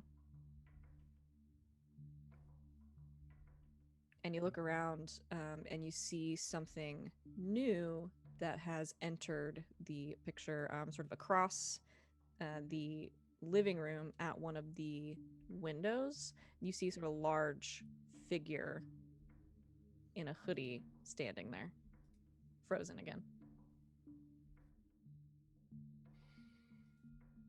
All right. Just this figure, nobody else in the room. Mm-mm. And they're outside, so like They're outside. yeah, looking in from outside. Got it. Okay. Hinks would step outside if possible. Okay. He would attempt to. Yeah, you actually you walk through to the back door, and as you go to put your hand on the door, try to open it, you kind of just phase through it, like it's not there. He steps through without even questioning it, and goes to find this figure outside, and just with his hands behind his back, just play back. Say this. And again, everything all moving. So now I can't use the word hinky. Everything No, you can. is moving. He would prefer that you did. Is moving in a sort of hinky way. Like it's not smooth. Like it looks like the person as they move in front of you looks like a malfunctioning animatronic.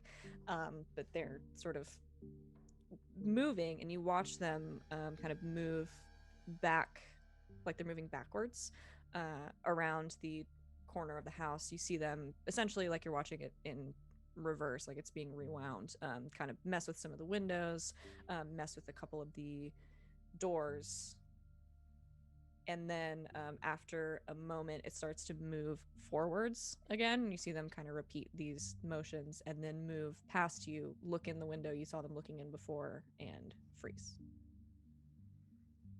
Okay.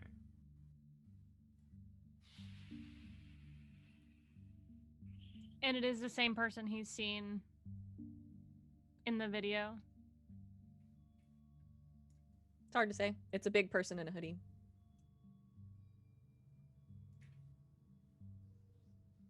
Probably, though.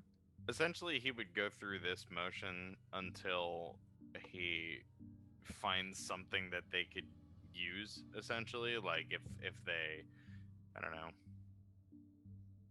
left something there, took something, drew a sigil, etc., etc. Okay, sure. You watch this for a while, kind of talking as one would to their Alexa on the TV, Yeah. or something like that, and you follow this, and you start to get the hang of it a little bit, and finally you sort of move forward a little bit more quickly, and you see as this person sort of finished their loop around the house, you see them leave the property, kind of look up and down the street, and then start to make their way down the street towards this empty house that you had previously met at, just down the street from Daniel's, like that same direction. They make it about halfway there, and then you see this like shimmering a little bit, and as they sort of walk through that area, the memory or the image of this person disappears. Okay, so like that's the kind of edge of the field of view of this spell, I Yeah. think. Okay. You can make that assumption. Yeah. Cool. All right. And it was toward the house we met at. Yeah, same direction. Okay.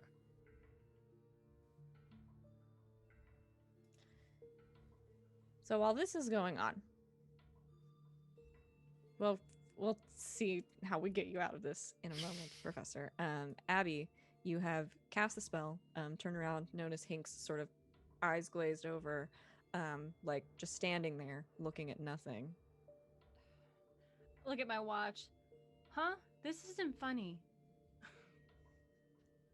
I guess I'll attempt to move out of the timeline as well with using my rote Okay. to try to get him back in. Tell us what that do. You can use magic to remove yourself from the flow of time. Right. Go ahead and roll. Don't fuck with me. Roll 20. 8. What the fuck? Okay, so you got one hold, I believe. Yes. So what I'm going to do, because this is so super tiny, it's really hard to read. I'm going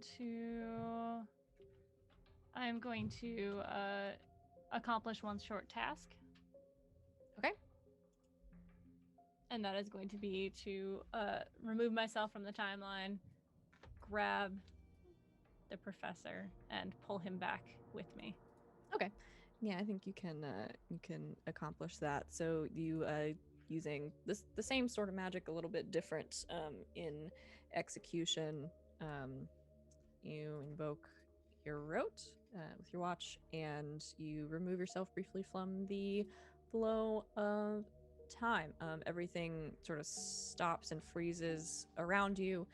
You look around, moving very quickly because you've only got a very, very brief amount of time, and you see through one of the kitchen windows that are off to one side the form of one Professor Hicks moving around, sort of looking out into the street. Mr. Hicks just feels a hand suddenly on his shoulder as Abby yanks him backwards, and I would say that probably is enough time, and they go back into the timeline. Okay. Hinks, you are suddenly yanked back into your body. It's very disorienting. Oh, my. Are you okay? Oh. She opens his eyes and starts looking with a flashlight and checks his pulse. Yes, that was a very fascinating construction. Construction? What did you see? Well, I saw your algorithm at work. No, when you were out of the timeline, what did you see? Out of the time? Oh, I see. Yes, that's what you're referring to it as. Well, I saw determine that potentially this individual we're looking for was scouring around the house.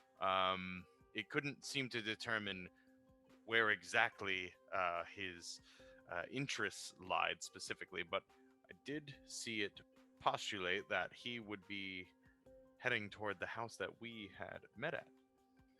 Oh, I see. Okay. Do you feel ill at all? Do you feel cold? No, I mean, it's a bit breezy today. Should have brought my scarf. Okay, good.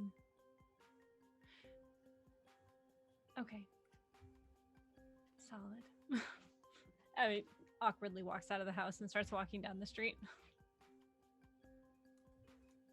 Hinks follows, I guess probably taking the demon trap with him, because that seems like we don't need to be here yet.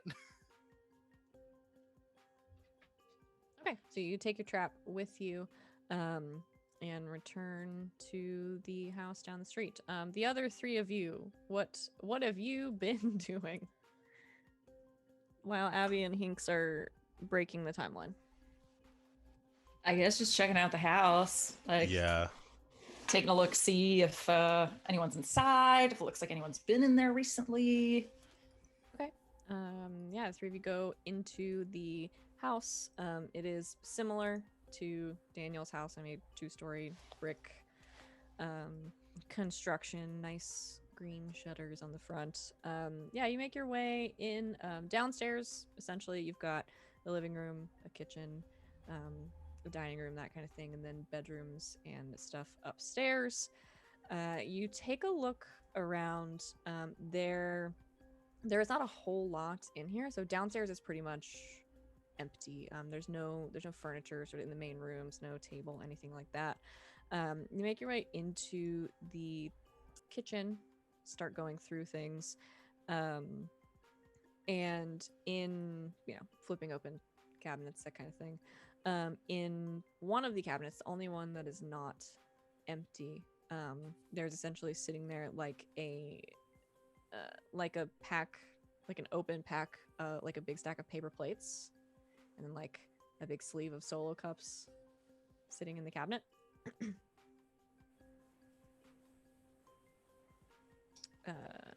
Nothing in the fridge or anything like that. You make your way around, sort of going upstairs. Again, no furniture or anything like that in most of the rooms. In one of the bedrooms upstairs, sort of the largest one, that would have been the master suite, you do find a few things that have been left behind. There are like some cushions, like a couple of sleeping bags that are sort of thrown into a corner, and there's also sort of a large like duffel bag sitting off to one side. You, I imagine, start to go through it. And there are several things in here that all of you would recognize.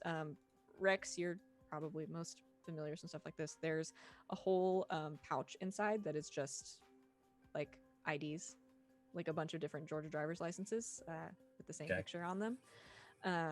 Stuff like that. No weapons or anything of that nature, but there are some clothes stuffed in here, a couple of pairs of shoes, and then down sort of in, kind of buried underneath all of that stuff, kind of wrapped in like a sweatshirt, you pull out, and there is a like a pouch, like a large pouch, like about this big. Yeah, Rex does have on the black neoprene gloves she's always carrying. I figured. Yeah, and you pull that open. You recognize a few things inside from stuff that like you've seen, the kinds of things you've seen Abby use before, the kind of things you've seen Wynn use before. Some magic implements, there's some crystals in there, and some chalk. Magic up and hands it back to like Sal or Hector, whoever grabs it when she holds it back. I wouldn't even know what I was looking at. No weapons?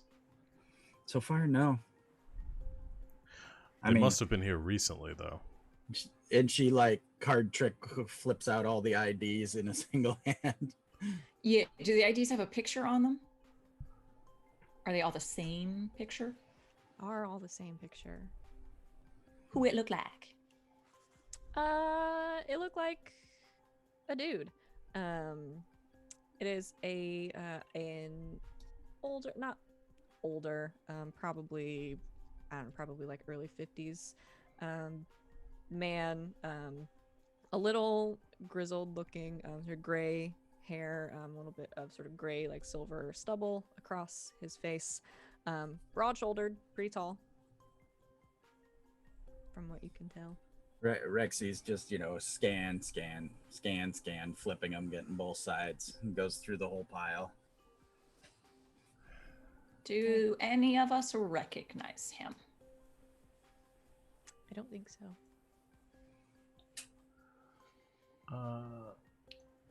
But he seems tall enough from his paperwork that he could potentially be our hoodied, mysterious person. Potentially. He's definitely broad enough. Are any of the licenses matching the name on the plates of the vehicle? Oh, yes. There is one in particular that has, again, the name Charles Edward Daniels on it. Okay. So, are all of their aliases country music stars? Rexy looks at you like, what the hell does that mean? But he hands them to you. What? Charlie Daniels Band? No?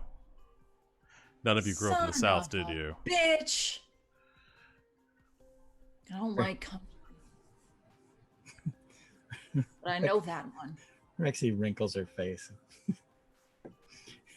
I'm just looking through to see if it's like Willie Nelson. William Nelson. William Nelson. There is a Hank Williams. There's a Garth Brooks, Garth R. Brooks. and Huh. so on and so forth. Why would a demon need these aliases? Hey, Mom, can you close your door, please? Thanks, Mom. Thanks, Mom. Sorry. That was great. Love you, Mom. All right.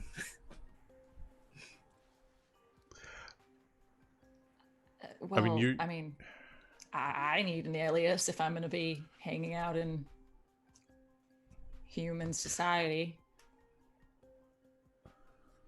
I mean, they might not be full. They did call me their sister. Maybe we're who looking had at a half-blood here. the video with the that we had of this person? Because Sal saw a video with the eyes and all that. Yeah, we had it. That was of this person. As far as we know, they Hard fit to the tell. build. There's Right. not a clear shot of the face. Yeah. Anyway. Okay. But they, like, profile-wise, they looked about the same. Yeah.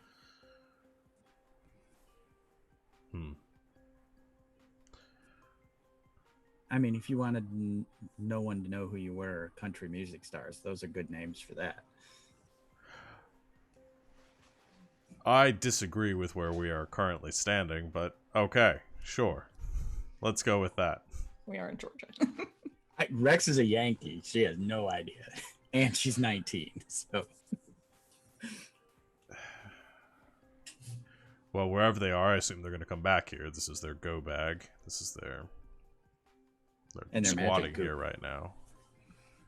So Alright, we're looking big person, knows their way around having an alias or two, magic user. And I think we should try to ambush them here. seems like our best bet on getting some more information at the very least.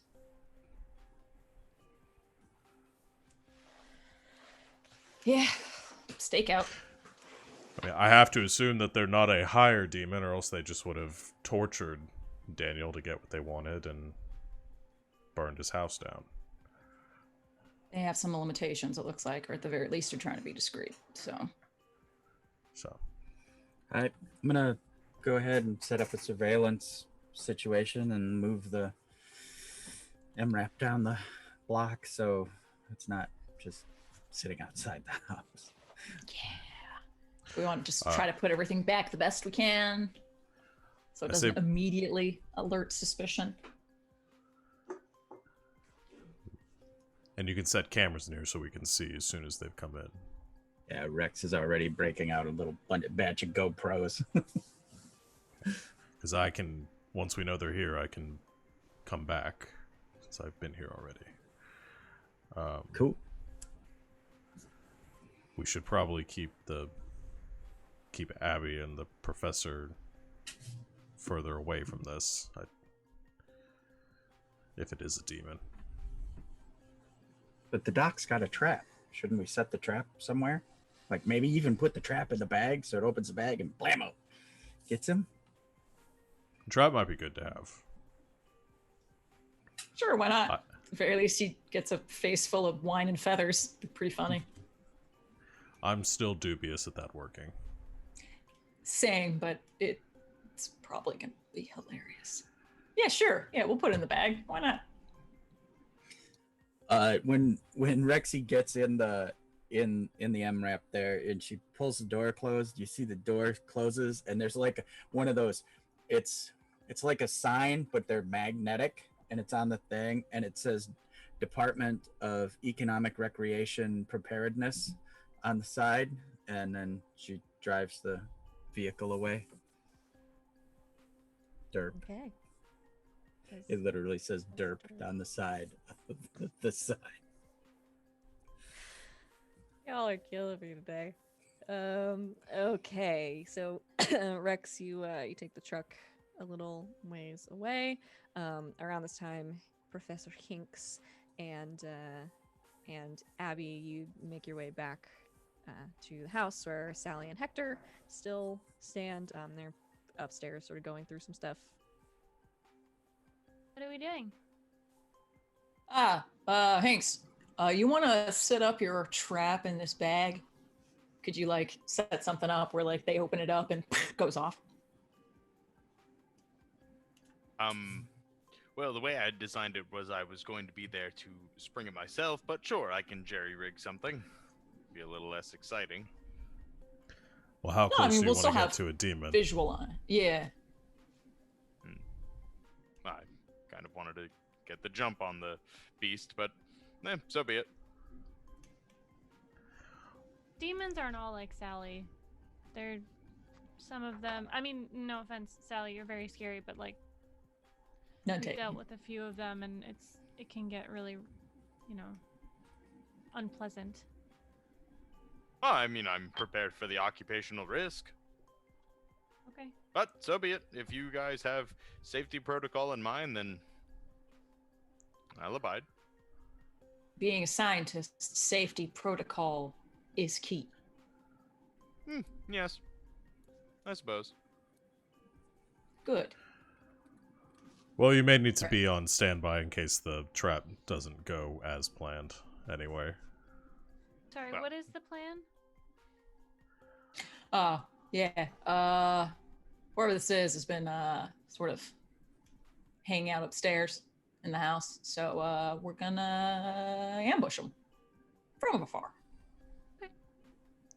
I think Sal and I take point. Rex with cover. And we try to spring the trap that the professor here created. And then see where things go from there and improvise. Okay, what do you want me to do?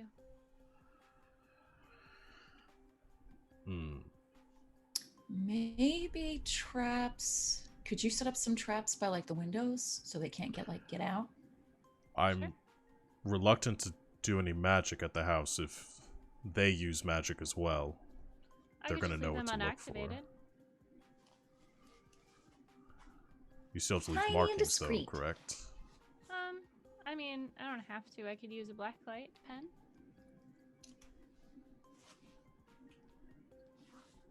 Okay. Well, we should do it quickly then. Oh, okay.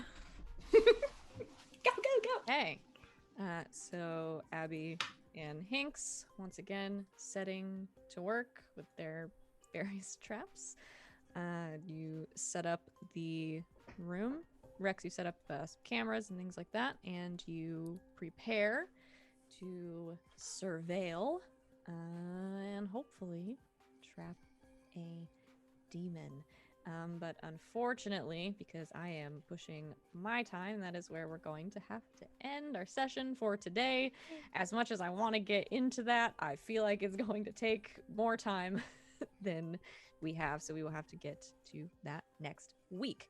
But thank you so much, everybody, for hanging out with us today, especially with our sort of weird time that we're doing today. Again, this time is just for today because I have another show tonight. Next week, we'll be back to our regular time and on for the foreseeable future. So quickly, let us... At the end of the session, the keeper will ask the following questions. Oh, roll 20 is not loading. Did we conclude the current mystery? Nope. No. No.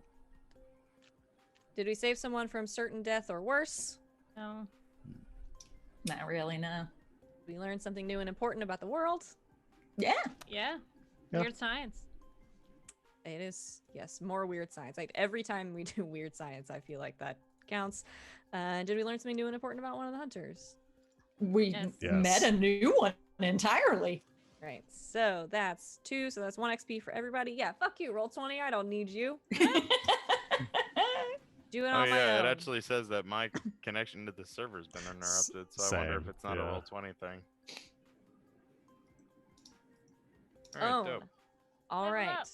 Great. So everybody mark an XP. And we will return next week to pop it off. going to be very exciting. So thanks everybody for joining us.